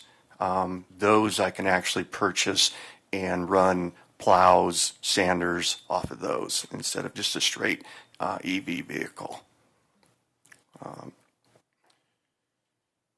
The different 3 years that I've actually listed there, we have in fleet a 16-year plan of vehicles that are going to be replaced. I didn't want to go out that far. I wanted to stay, relatively short with the 3-year period because down the road, there may be other types of vehicles that become available through the state award process that I can actually pick. Those particular vehicles that are on the state award, right now they're a little difficult getting. There's a little bit of a delay on them, and I've been working with a lot of the vendors, dealerships, and so on and so forth to see if I can get a few of them in. I do have like 4 of the Ford F-150 Lightnings coming on board, and I know that I've talked to Mayor Peck on it, and I'm talk to Harold as far as being able to maybe bring one and show you all, what it looks like and how it operates. So, I think on this, a couple of things, although it's not on the slide, I don't think we can understate what's happening in the world of vehicles right now. Mm-hmm. They have gone up dramatically in cost. It's hard to get, and you'll hear that when we kind of talk about the fleet fund. So we've had to deal with that as well. But I think one of the things I wanted to point out is I was talking to my colleagues, and this is the work that the organization's done for many, many years, is really having a fleet fund where we can purchase and make really quick decisions has probably enabled us to position ourselves where we're able to get a handful of electric or hybrid vehicles where other communities have to wait for the budget process to then get the funds awarded and then purchase it, which makes it even more difficult. It's, what, a year now to get one? Or 2. 2 years. Yeah. And so it's an interesting challenge, but what I did want to do is take this opportunity to say the work that has been done in this organization for a long, long time to get that fleet fund there has really enabled us to take a different position. And we not only see it in this, but we also have done it on fire trucks and other pieces of equipment. And so, you know, how they've approached the fleet fund is really important. Will you be able to use the tax credits? Is the city allowed to use the tax credits on these EVs? Not. Can we take advantage of those? Tax credit, yeah. We do. We are working on a grant. Okay. I've been working with LPC in getting a state grant to help us out. Okay. That is what I've been told is we have to actually purchase, you know, the charging stations and everything up front, and then they do the reimbursement. Okay. It's difficult to do tax credits when we don't pay taxes as a government, so that's why we're not eligible for those pieces. But we, as Cash mentioned, we're working with lots of different folks to be able to secure as many grants as we possibly can. Good point. Thank you, Cash. Thank you.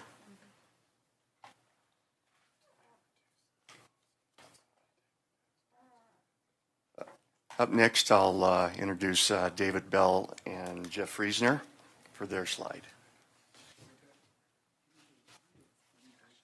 Sure. If you wouldn't mind, we're going to take a short break. Let's take a 5-minute break. Thank you.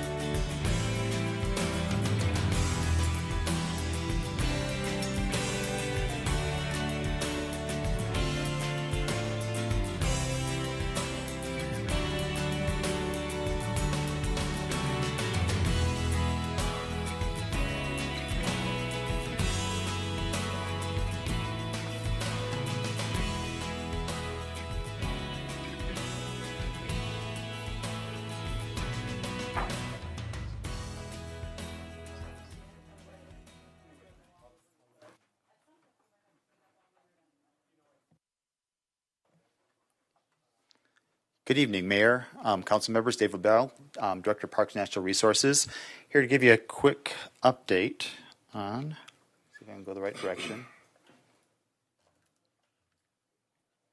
our Parks Recreation Program, and I will have Jeff Friesner coming up after me to talk about some of the recreation pieces. As you look at this pie chart, you can see we have a lot of stuff going on in the parks, open space and trails areas, park development, park renewal, and it really is one of those places that touches a lot of funds too. As we go through greenways, we go through storm drainage, we go through some of those lands. So we have a lot of funds that are being used out there. But the ones I really wanted to hit on this evening, and I can talk a little bit about some things that have come up this afternoon as far as we look at how we prioritize some of these projects we're working on. But the first bullet up there is going to be the St. Vrain Greenway, and I'm going to sound a little bit like a broken record with Harold and everyone else up here too. St. Vrain Greenway, the prices just have continued to increase, and as we've been looking to do that St. Vrain Greenway Phase 13, which is from Sandstone Ranch out to the St. Vrain State Park, working with our contractors and working with our stakeholders out there, it's just become a little more complicated project, and it's become more expensive too. But we were working very hard with landowners adjacent to the landfill that have businesses up there. We have city facilities up near the landfill. We have eagles along the creek. So we're working with a lot of places to kind of thread that through. But as that project continues the design piece, if you're driving 119 out and you look over to St. Vrain State Park as you start across the creek, the state park has come up to 119, so they're waiting for us. So this is going to be a great project when we're able to bring that through Sandstone Ranch, tie the city of Longmont in all the way out to St. Vrain State Park. So those first dollars are really to, again, meet that demand of increasing costs and the costs associated with that time piece that Harold talks about too. The longer it takes, it costs us as well. The next piece is we're always trying to kind of have our project managers balance that piece between our renewal projects and our new projects. And a lot of communities out there, as we've heard Councilmember Waters talk about, that backlog. People see these projects over and over and say, when are they going to finally happen? Fox Meadows is one that's been out there. There's been people that I've talked to, and it's a hard feeling when you talk to people that bought a house so their kids could play in it. Now they wonder if their grandkids are going to get to be out there and use it.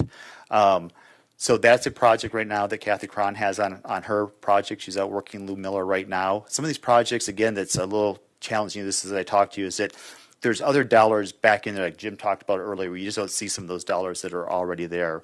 But Fox Meadows will be the new park project that will be coming up with design coming up and then construction. Probably design in 2023 and construction in 2024. So even as we look at these numbers for 2023, getting that RFP bid, getting those contractors selected, get that design process worked on, work with the neighbors out there to really see what we're going to do. It probably will then run that into the 24 year for construction. Dry Creek Community Park, you'll see these numbers here, but there's also additional dollars ahead of that that we have in this budget as we're looking at completing that master plan. And that master plan does include, right now we're looking at the artificial turf out there, trying to do some of the stuff we went through the SES to make sure that we're doing it most sustainable, as well as something that can help us in recreation, work to provide recreational opportunities when we don't have turf that's being stressed all the time. So that will be a new park that Steve will be taking on as well, but that'd be a completion of master plan. Primary and secondary greenways connections. This is one, again, as we look at that backlog and how we work as productively we can and efficiently we can.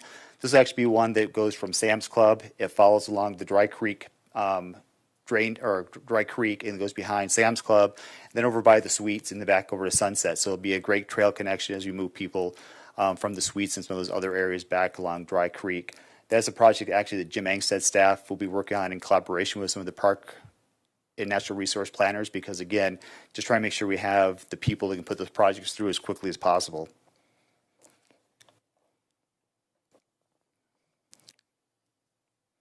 And then the parks infrastructure piece. This is a piece that came up tonight as far as how we're looking at that renewal piece of it. And we have an asset management program. Tim Bertosti and that group has really done a good job of putting our parks into a system, looking at how we maintain what we need to maintain, but also get to that point where we're just going to do that renewal. And that's where, again, Kathy comes in and steps with those renewals. We went out this year with our parks operations staff, with our park developers. We looked at our park planners, and looked at what was on our list. And as we looked at that, we really saw Thompson Park as the park that was the one that really needed to be upgraded from the shelter area, the playground area as well, from the public safety areas and the new equipment. We're constantly evaluating those against the other parks that are out there. And tonight we did hear about Kensington. It was a park that I just went out and walked it with the neighbors. It's a park that is on our list for, a full master plan update. But since 2019, we've kind of been doing that piece of how do you not wait for a full renewal, but you take care of those pieces you have to. So since 2019, we have put in new playground equipment. We have done new concrete out there. We have done new bridges out in that area. But again, walking that with the neighbors, we've done a new restroom. Unfortunately, that's the restroom that a car decided to park in the restroom. So we've been working with our risk management and stuff to get the dollars put in place to get that replaced again. So that's another piece of that. So that park has been coming on kind of sequentially as opposed to just say sit down and do the whole thing. Right now, we're always willing to really look at our park renewal program, but that one to really complete that is really pushed out to 2026, but that doesn't mean those maintenance pieces get neglected. So as we look at the concrete, we look at the playground equipment, we look at those restrooms, we will continue doing those, but at this point, that total renewal piece is pushed out to 2026. And that is really kind of as far as we're going through. I think the piece on this is just that reminder, these costs are going up. We are trying to push these projects through as quickly as we can with the staff that we have. And as Harold talked about, we're looking at ways we can be as creative as possible to do that, which is challenging as we're seeing these cost increases as well. So the other piece is you look at this list, Harold's really been asking us, what can we really get done? And that's the piece, too, as we look at these projects. What are we hoping we really get done? And these are ones we think we can get RFPs out, contracts in place, and get those constructions really moving.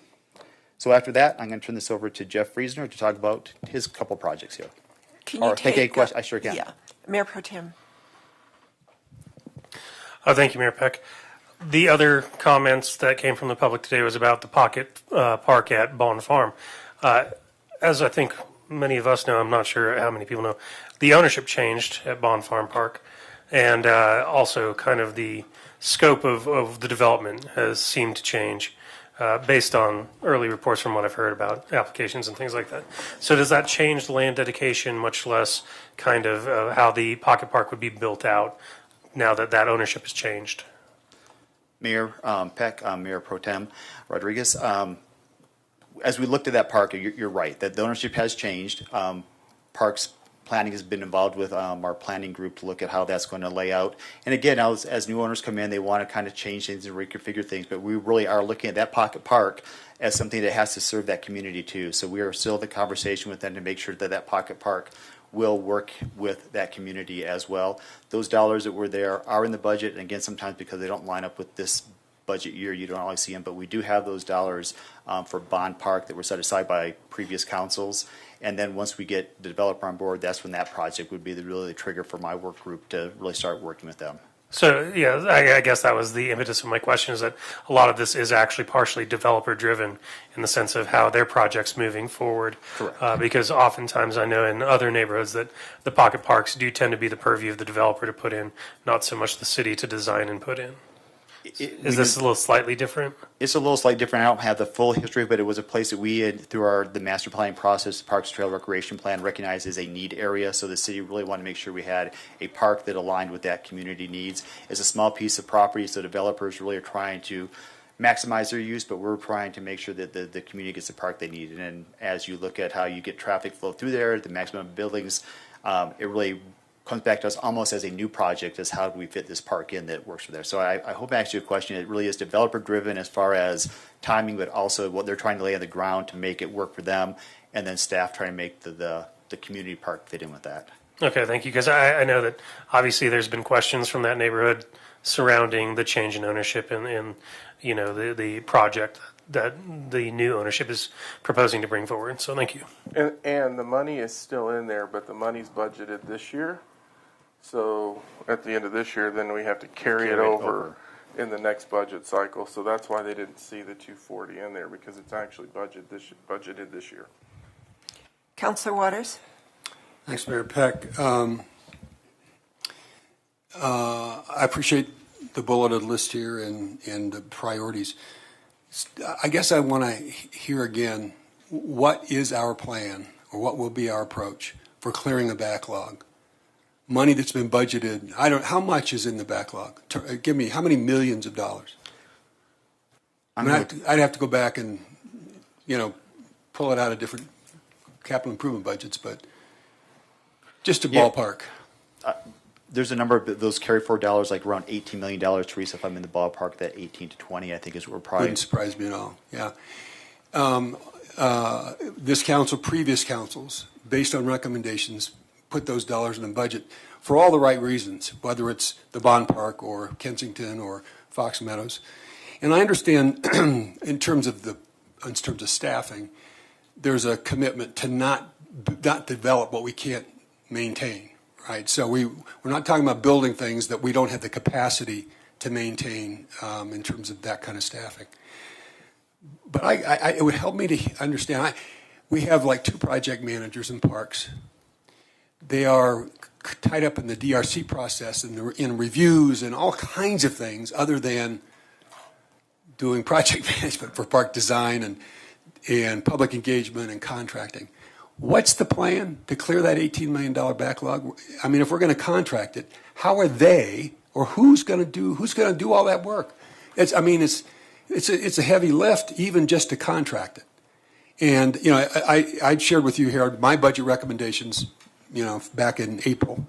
One of those budget recommendations was to take a hard look at staffing of parks so we could get this backlog cleared. I understand, my recommendations are just one person's recommendations, and they, they'll be considered as one person's recommendations. But I think the question has to be answered. What's the plan for clearing? You won't do it in 1 year, but how much, just in terms of accountability, how much of that backlog can we clear in 2023 with the approach you've described?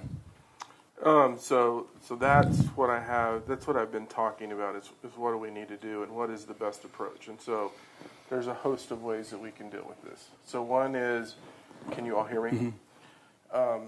So one is you can go out and you can figure out, can you pay a company to come in and project manage what we need to do, and what's the capacity in that, and you sit a bid out. That's one approach. Another approach is, how do we look at what do we need in terms of, and I will say this, term limited funding in order to get the backlog out of that based on the dollars that we have that we can build. Similar to what you saw us do with the buildings. I mean, that is how we dealt with trying to get some of these building projects through. What you're going to see in this budget is we did move one of those positions into ongoing funding based on where we were seeing. Term limited. People employed for X number of months or X number of years. Understanding that their job ends. Correct. They're contract employees for all intents and purposes. Correct. So it would be not adding FTE, adding. Well, you add FTE, but you add FTE for a defined period of time. So that's a possibility in 2023? Well, that's what I need to understand, because I think a lot of times the simple answer is, well, we just need to add bodies. And that's not always the best answer in terms of what we do, because you also have to figure out what are the long-term ramifications on that. There's also another piece. You brought up the DRC. We've tried to talk about here's what we need and here's how we can approach it. And so there's also ways to free capacity up as well so that we can increase intention to other projects. And so I think it's going to be in that realm of all of these things that are going to have to come to bear in order to deal with this. I just wasn't convinced that there was a solid answer in terms of this is the best way to do it. And so I said we need to figure it out. I get that. And being creative, this is a time where creativity is going to be real important. Let me make a statement, and you can tell me how wrong I am. We go through this process, what we heard tonight about Kensington Park or Bond Park or other priorities. There are lots of times we say yes and put money in the CIP budget that reflect the yes, knowing it's never going to get done. It goes on a list, and the very people who would love to bring that to life know they're never going to get to it. I think that's why I talked about the project management piece and the accountability on this, because I think that for me is a blind spot. And so when we go in and we fund this and we say, here's where we're going to be and here's where we're going to go, things happen at times. You don't necessarily see those. And so then you look up 6 months down the road and you're like, where is this? And so you have to go digging through all of this. And frankly, that was the impetus for this project management component. So there's real-time looks at what's going on, and there's also real-time accountability. And if things start slipping, we're going to see it in the way that this is going to funnel up. And that was a big piece for me in the CIP conversation, because that's the very thing that I have to fix so I can see it. So I'll let it go. Other than this, I think in the name of accountability, we're owed some more detail. In 2023, here's how understanding there's a ton of variables you can't predict. Right. But here's what we can expect. So we don't just put these projects on a list that go on a list that people aren't going to get done. That there's some accountability that in 2023, these are going to get done. Right? And here's how we'll know, or here's the timeline for these projects. So we don't put our staff, because we've got great people doing the work, and they're the ones who are who know. They get up in the morning knowing there's these projects they've been funded for that they simply are never going to get to, not with our current staffing model. Yeah, and I think that's the piece I want to know is what is the best model to get at it and get at it as fast as we possibly can. And I think that's the work we need to do, and not go to the simple answer, but really look at it, because I mean, if we look at adding bodies right now, and you look at what we've talked about in recruitment and retention and hiring and those issues, you may fund it, but will you fill it? And that's another piece that we have to look at. And if we want certainty, we need to understand what all those options are, and be really smart and strategic about that. Yeah, certainty's never going to occur. Correct. So I'm not equating accountability with certainty. I'm equating accountability with clarity on what we intend and how close we come and what we learn along the way. It's not trying to catch people doing things wrong. Absolutely. But it's clarity on what we can expect, what the public can expect, and what we're learning, and what corrective actions we're taking as we go along. It's not about trying to finger point or blame. I just feel like we leave really good people in a lurch, and the public wondering the very questions that David has received about Fox Meadows. I get those questions, and it's like, well, it's in the queue. I've been given the same answer for 3 years. It's in the queue, and Kathy has a lot on her plate, and there's a point in time where people just shake their heads and go, come on, get real with us. This is just not, an accurate accounting. So. To that point, I agree with Councillor Waters, and that is one of the things that have actually been bothering me. For example, you say that council correctly put money in the queue for the Bond Farm a couple of years ago, 2 or 3 years ago, and that money's sitting there. But we don't know when that project is going to be done. It's up to the developer as to when that's going to be done. So why can't we take those dollars out of the Bond Farm Fund and put it to the next park on the queue and start knocking these things off? I don't understand hanging on to money for a long time and to do that park before another one that someone's been waiting for a long time. That doesn't sit well. I think there's a specific issue. Is there something with the Bond Farm dollars? It was funds that a prior council set aside specifically for Bond. But I thought there was something related to ownership. I thought there was something as to why that money has to stay there. Land dedication. Jim, do you remember? Where's Jim? Mayor Council. All I know is that it was reserved for that. I really can't shift those dollars, but there's other pieces out there. I'm sorry, Harold. Just try to do one thing is that again that information that Harold's looking for mayor and council members that it's not just the Bond Park that happens. Right now we have another project over at South Clover Basin or Clover Meadows now as it's been renamed.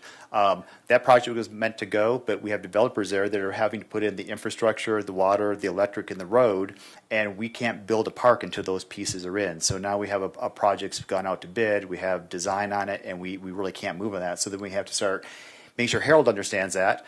but also say, do we now have capacity, we can start another project maybe? Or then the developer gets it in and we have to jump back into that. These pieces are moving a lot of times, and we're really, at this point, those project managers are trying to work on about 2 projects at a time, but these unknowns happen, and I think it's the information going back up to leadership to understand why we're in that spot right now is important too. And I think Harold, with his desire to have some better dashboards information, is something I've been working with staff on. I unfortunately have 3 different templates I have them working right now, and to have something that was consistent that worked forever and across the organization would be very important and helpful, I think. Yeah, I'm really excited about that Microsoft software you're talking about. But I guess my question is where I don't get, I can't put it right in my head, is that, so we have a new development coming in and you're designing, but what about one that has been built 20 years ago and they're still waiting for their park? Wouldn't we tell the new developer, you're not in the queue yet?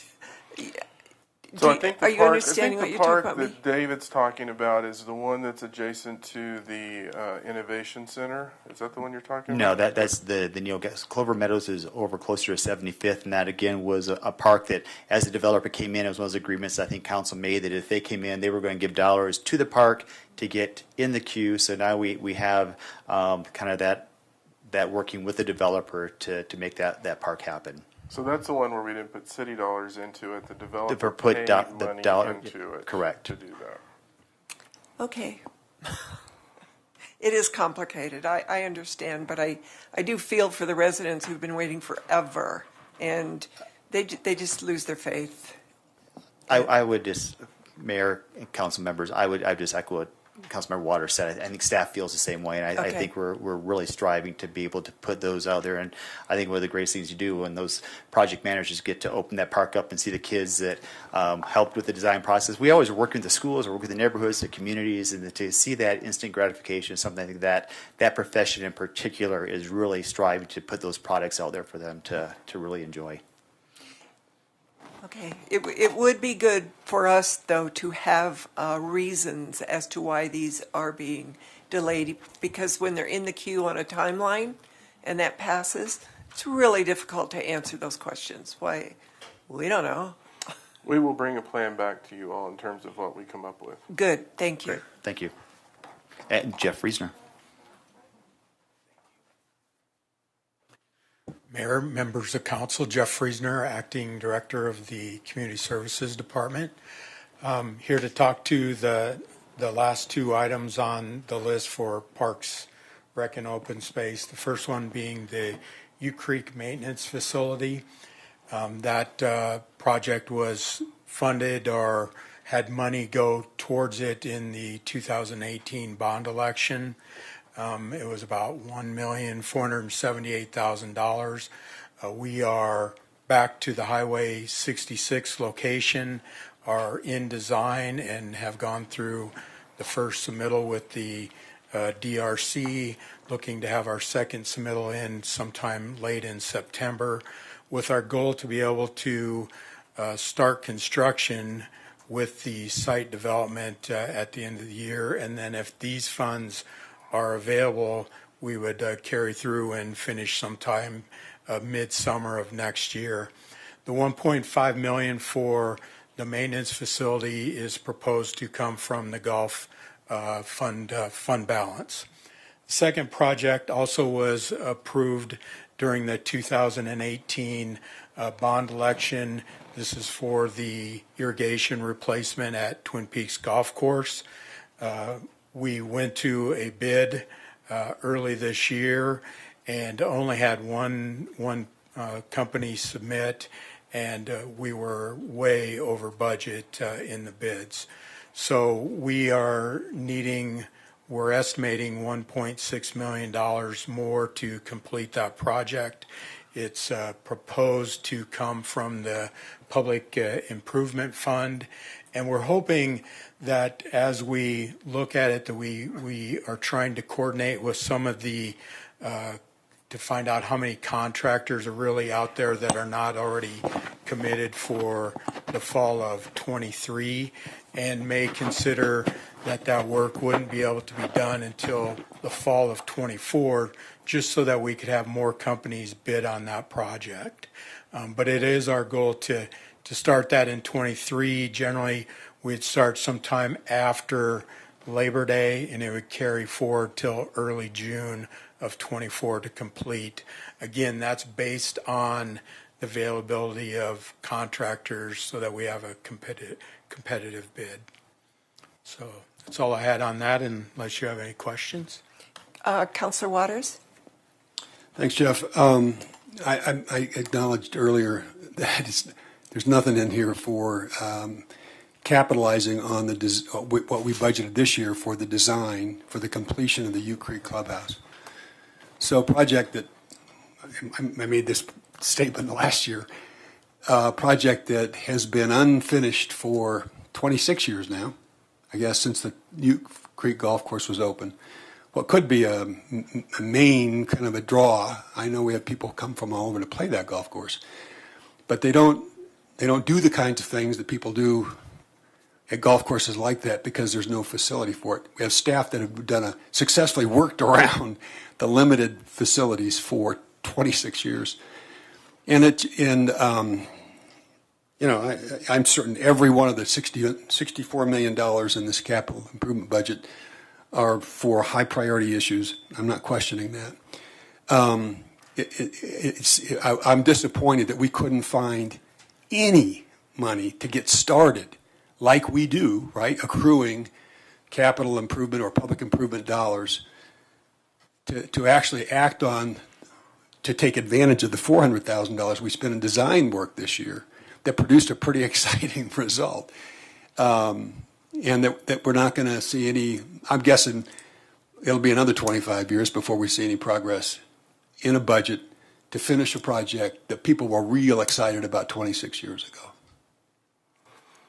So I think two things on that. One, that's what the golf fund is for in terms of the revenue that we're accumulating there. I think we talked a little bit about it, and I believe when we went out for a vote, and we really talked about stabilizing the golf fund in the bond election and the public improvement fund for the maintenance facility and the irrigation work. And I think we said this will stabilize the fund, and the golf fund will stand on its own then. And so that was in our mind also in terms of what we said to the voters there. But in terms of accruing the revenue, we are accruing revenue within the golf fund. I think there's choices we're going to have to make to go, do we still look at trails, and cart paths, or do we look at really continuing to earmark this money for this? We've been fortunate in the last few years that the golf fund has done well. And I think if we can continue on the trajectory that we're on, I think there's going to be revenue there, but we're going to have to dig in and make some decisions to that point about what is the next highest priority that we need to deal with there. But I think that's the funding mechanism. Okay. How do we on all of our enterprise fund, golf's an enterprise fund? Correct. Remind me of our other enterprise funds. Water, wastewater, street, or we have the street fund, airport fund.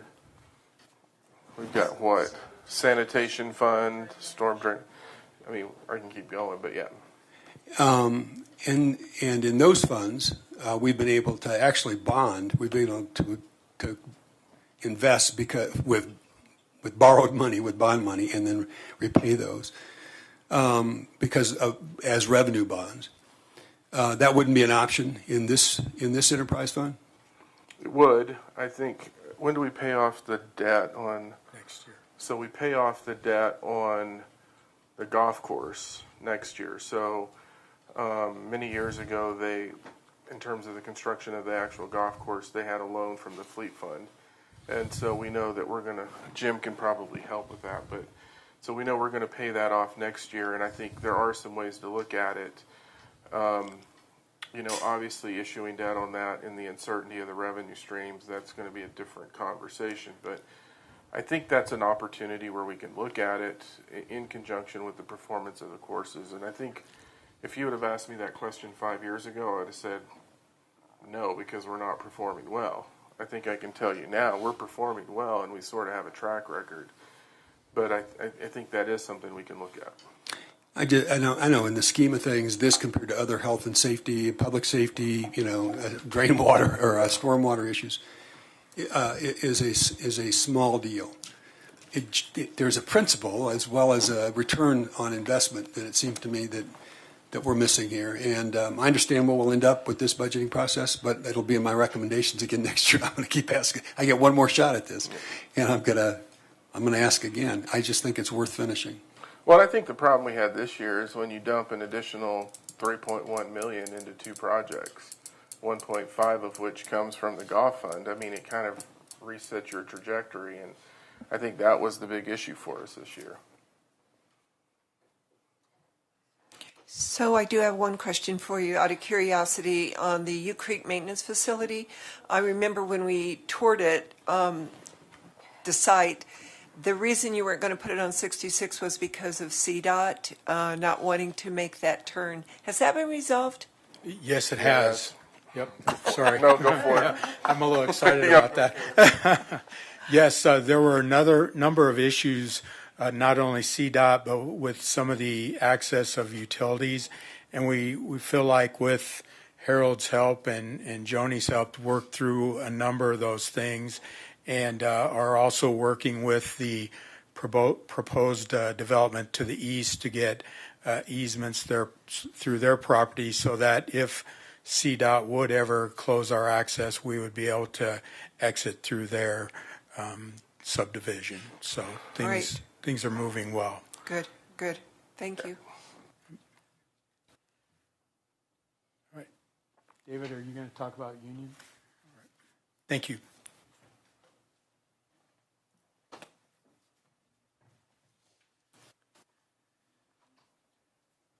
Mayor Peck, council members, David Bell, Parks and Natural Resources.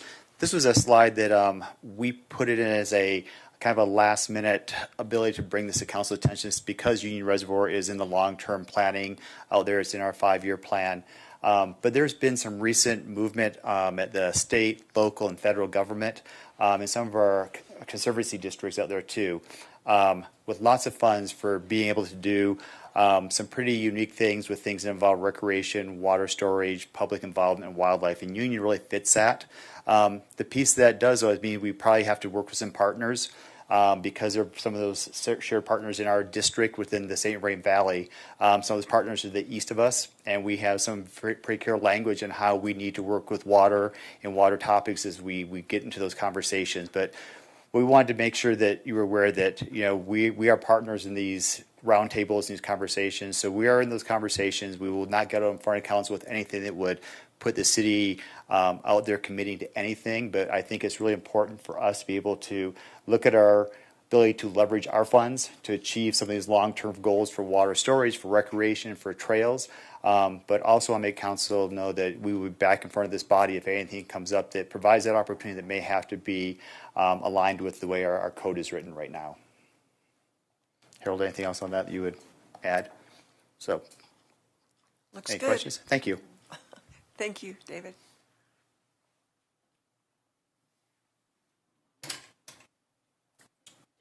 Well, we're waiting on Daryl to come up. So one of the things that I forgot to mention in this is when we were talking about the library issues and we talked about bad name, we all admit it was a bad name and we're trying to figure out a different name for this. But when we talk about the quality of life, we talked about the quality of life tax. It's not going to be called that. I know we have better folks than me figuring it out. Many of the things that we talked about tonight are things that are included in that. And so when we talk about Parks O&M, we talk about building, we talk about museum, we talk about library. Those are all things where they have pulled together not only the capital cost of the work we have to do, but also the operational cost of that, so we can then take that to the community and have a conversation. We will be bringing that to you all probably, what do we think, November? I think we said November we're going to be bringing that to the council to look at. I'll tell you now, the list is huge and the number is big, but we think we want to put all of this together. I think it's an opportunity for us to talk about all of the issues we're talking about tonight and what the strains on the system are. and then really go out in a pretty extensive community involvement process to really see what does the community want to see so that we can refine and get something potentially ready for a ballot initiative next year. And I should have said that earlier, but I wanted you all to know we are working on that as well. All right, thanks, Harold. Mayor Peck, council members, my name is Daryl Hahn. I'm the interim executive director at LPC. Slide. Got it. There we go. Thanks. All right. So I want to highlight three major initiatives that LPC is embarking on, is in the process of embarking on, and is already has in process. First, we have the electric grid modernization. So this is kind of a generic term that we've pulled together for a number of initiatives. One of the things that Councilmember Waters has been kind of asking about throughout the evening is kind of where are we going, where are we headed, and how do we know what we're doing? One of the initiatives that we've begun is what we call a smart grid and CIP roadmap for LPC. So this is really to give us an idea where we are today, where we want to be in order to meet our 2030 goals for 100% renewable energy, and what are the things that we want to do to get there. So, for example, we have poles. We have a line of poles. After 30, 40 years, they need to be replaced. In the old days, we would say you take out a pole, you put in a new pole. So that's kind of your CIP. With the smart grid roadmap, what we want to do is work with a consultant to say, is there something we should be doing differently? Maybe we replace the pole with a smarter pole, or maybe we don't replace the line at all and we put in some other smart device, a battery or something like that. So that's really the roadmap that we're trying to pull together that's going to get us to the 2030 that will supplement and augment that plan. Some of the other things that we're doing too is we're looking at some community solar projects. I know that that's something that we've heard you on, and so we're looking at finding good locations here in the city where we can maybe do some community solar projects. The other thing that we're looking at too is community storage. That's kind of a new thing, but what we're finding is that just putting a bunch of solar on the grid is not necessarily the right solution. You get a lot of energy in the middle of the day when nobody's home. Everybody comes home in the evening, the sun's going down, and you don't have that energy anymore. So the storage at the community level is really something that we're looking more closely at. In terms of advanced metering, the AMI initiative, I think you've heard a lot about that. We have an initial deployment area defined for this fall. We're actually going to start installing some meters in early October. And the intent here is to kind of start with a small area and then test it out. Make sure that the data can get back to where we want it to go. The communications equipment is working properly. We have all of the systems in place to collect that data and actually use it. And then once we prove out those systems and that functionality and those pathways, then early next spring we'll start installing the remaining meters. So that's already underway. We have contracts in place with the consultants and the contractors who are going to be doing that work. And then in terms of electric system capacity increases, again, this is really something where we piggyback on the development. So a new development is going in, we take advantage of that, and we put in some of our infrastructure to really start tying together the backbone, if you will, of our system. So of course, the backbone is already there, but if new development is coming in, it's a great time to dig it up, get some easements, get some new infrastructure into the ground, and really beef up the infrastructure so that we can be a little more flexible. Again, as new renewable energy comes onto the grid, we'll need that flexibility to be able to shift this energy across the grid. So the ECIF, or the system capacity increases, is really our mechanism for doing that. In terms of the spend trend, you can see that there's a spike here in 2022, and that's really driven by the AMI project. We've been saving up money, so to speak, for this project, and now it's finally time to start spending the money on the meters and on the installation and on the systems. So that's why you're seeing that spike there. In terms of the investment category, again, you can see that a bulk of the money that we're planning to spend is in a new infrastructure. And then, of course, maintaining some of the existing infrastructure and increasing capacity. Bless you. Any questions? Or Do any of the councilors have questions? I do have one for you. Sure. At what point, or are you looking at, I don't think it's in this budget, but when we're talking about modernization of the grid, are we looking at upgrading our substations to be able to handle the distributed energy process? So that is, Mayor Peck and council members, that's a really good question. We are looking at everything that needs to be done. We are thankfully blessed with substations that are pretty beefy. Okay. We build them so that, at every substation, more or less, the idea is to have two large transformers that can handle the load. And if one of those transformers has to come down for maintenance or for some other unplanned reason, the other transformer is still there and able to manage the load. I know that this question came up a few weeks ago during City Council in terms of whether Platte River is looking at those studies and that sort of thing. And really the idea is we have enough capacity in our substations for now, but we are looking at, for example, some of the older transformers that are 60 plus years old and they're smaller. When it's time soon to be replacing the large transformers, we'll replace them with a bigger transformer so that we can accommodate the increased load that comes from, say, electric vehicles and that sort of thing. The other thing that we're looking at too is, as you know, the energy that we get from the bulk electric system, it goes up and it goes down throughout the day. It goes down at night because all the lights are off and people are sleeping, but it comes on during the day when we have the air conditioning.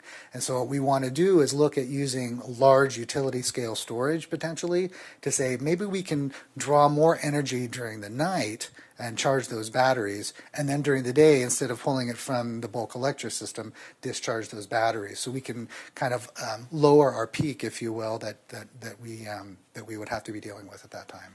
Great. So, thank you. Sure. Okay. Thank you.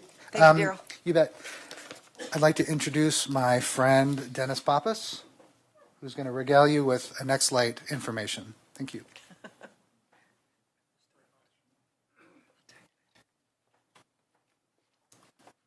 Mayor Peck, council members. Let's go to the next slide.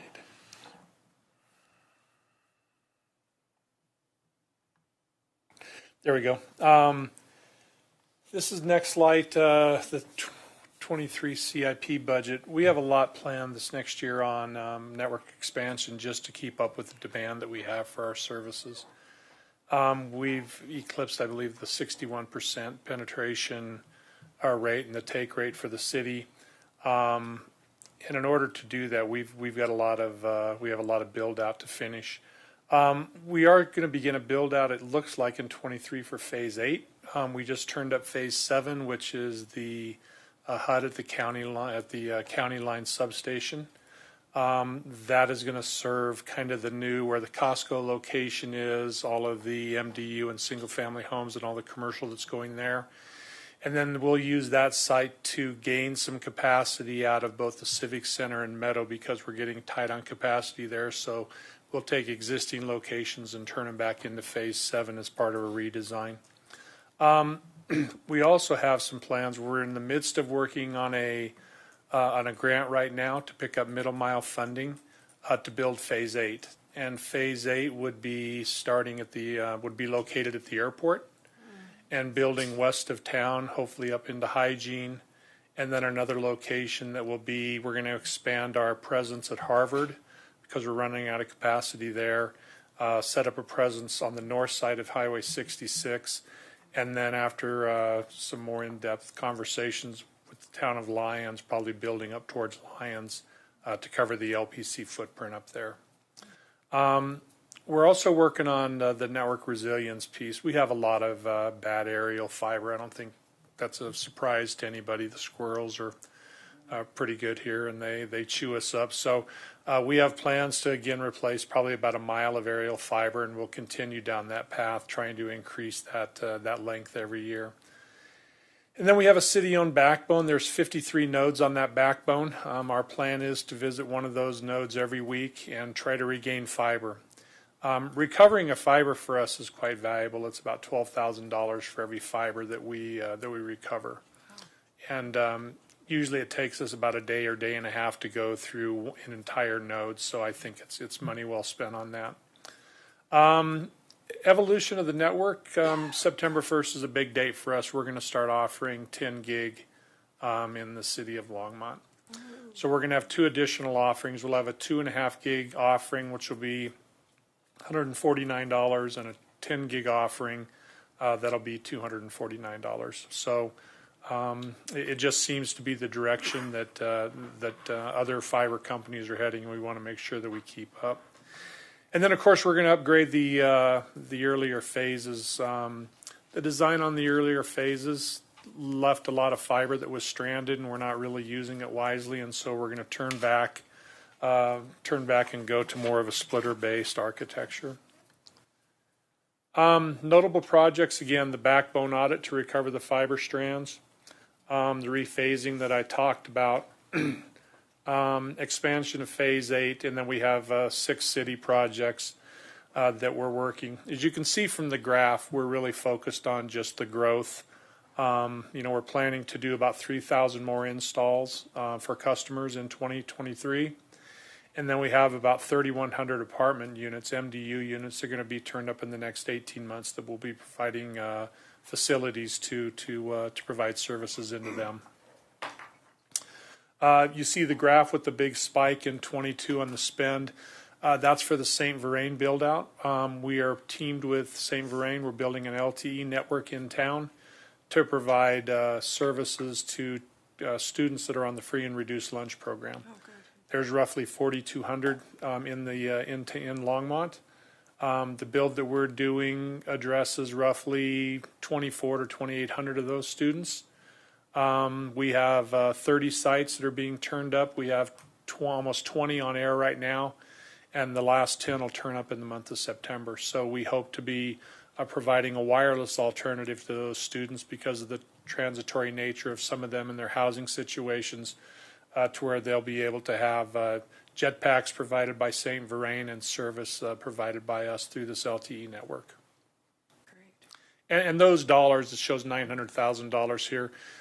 Really, it's going to be about 1.8, but all those are reimbursed to us through a grant that St. Vrain got to provide those services for their students. Good. And the services at no cost, of course. So, questions? Well, I don't see any questions yet. Oh, Councilor Waters. Sorry, Dennis. This is the only chance I'm going to get to ask these questions. Sure. Talk just a little bit more about the 53 nodes, visiting one each week to recover. Is that the wasted fiber or dark fiber? It's not wasted fiber. It's fiber that is kind of chopped up. So there's our records aren't as clean as they need to be. And so you may go into a node that has 144 strand fiber, and maybe all but 12 or all 133 run, or 132 run from there. There may be 12 that are cut dead. We want to make sure that we inventory that and that we know who we got running on our fiber, where it runs, and then what dark fiber opportunities we have, because dark fiber is another revenue stream. And is that the splitter, when you talked about splitter architecture, is that the splitter architecture to reconnect those chopped? No, the splitter architecture is really just pushing a splitter cabinet out into a neighborhood. And what we've done in the past is we ran a 144 strand fiber out in the neighborhood, and we broke out strands of fiber. Then we backfed on half of that fiber to get back to the hut. That's a very uneconomical use of your fiber. So we'll go out, we'll put splitter cabinets out in the neighborhoods, distribute from there to the neighborhoods, and then we'll recover those turn back strands that we are using. And you mentioned $12,000 per recovered cable. Is that because of the capacity that we've regained? It is. For customers? Yeah. So you figure it, okay, you've got a strand of fiber. You do a 1x32 split in a GPON network. So you take, our take rate is 62%, or almost 62%. So I take 62% of that 32. That gives me my customer base that I'm going to get at $50 a month. You're going to make me do math here. I know. That's very helpful. Thanks. Yes, you bet. Okay, thank you very much. You bet. Thank you.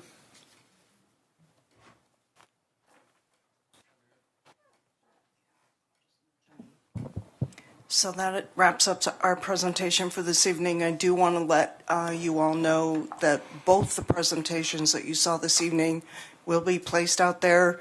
The same web address that the CIP is, as well as the proposed budget document. So we should have those out there for you tomorrow morning at some point.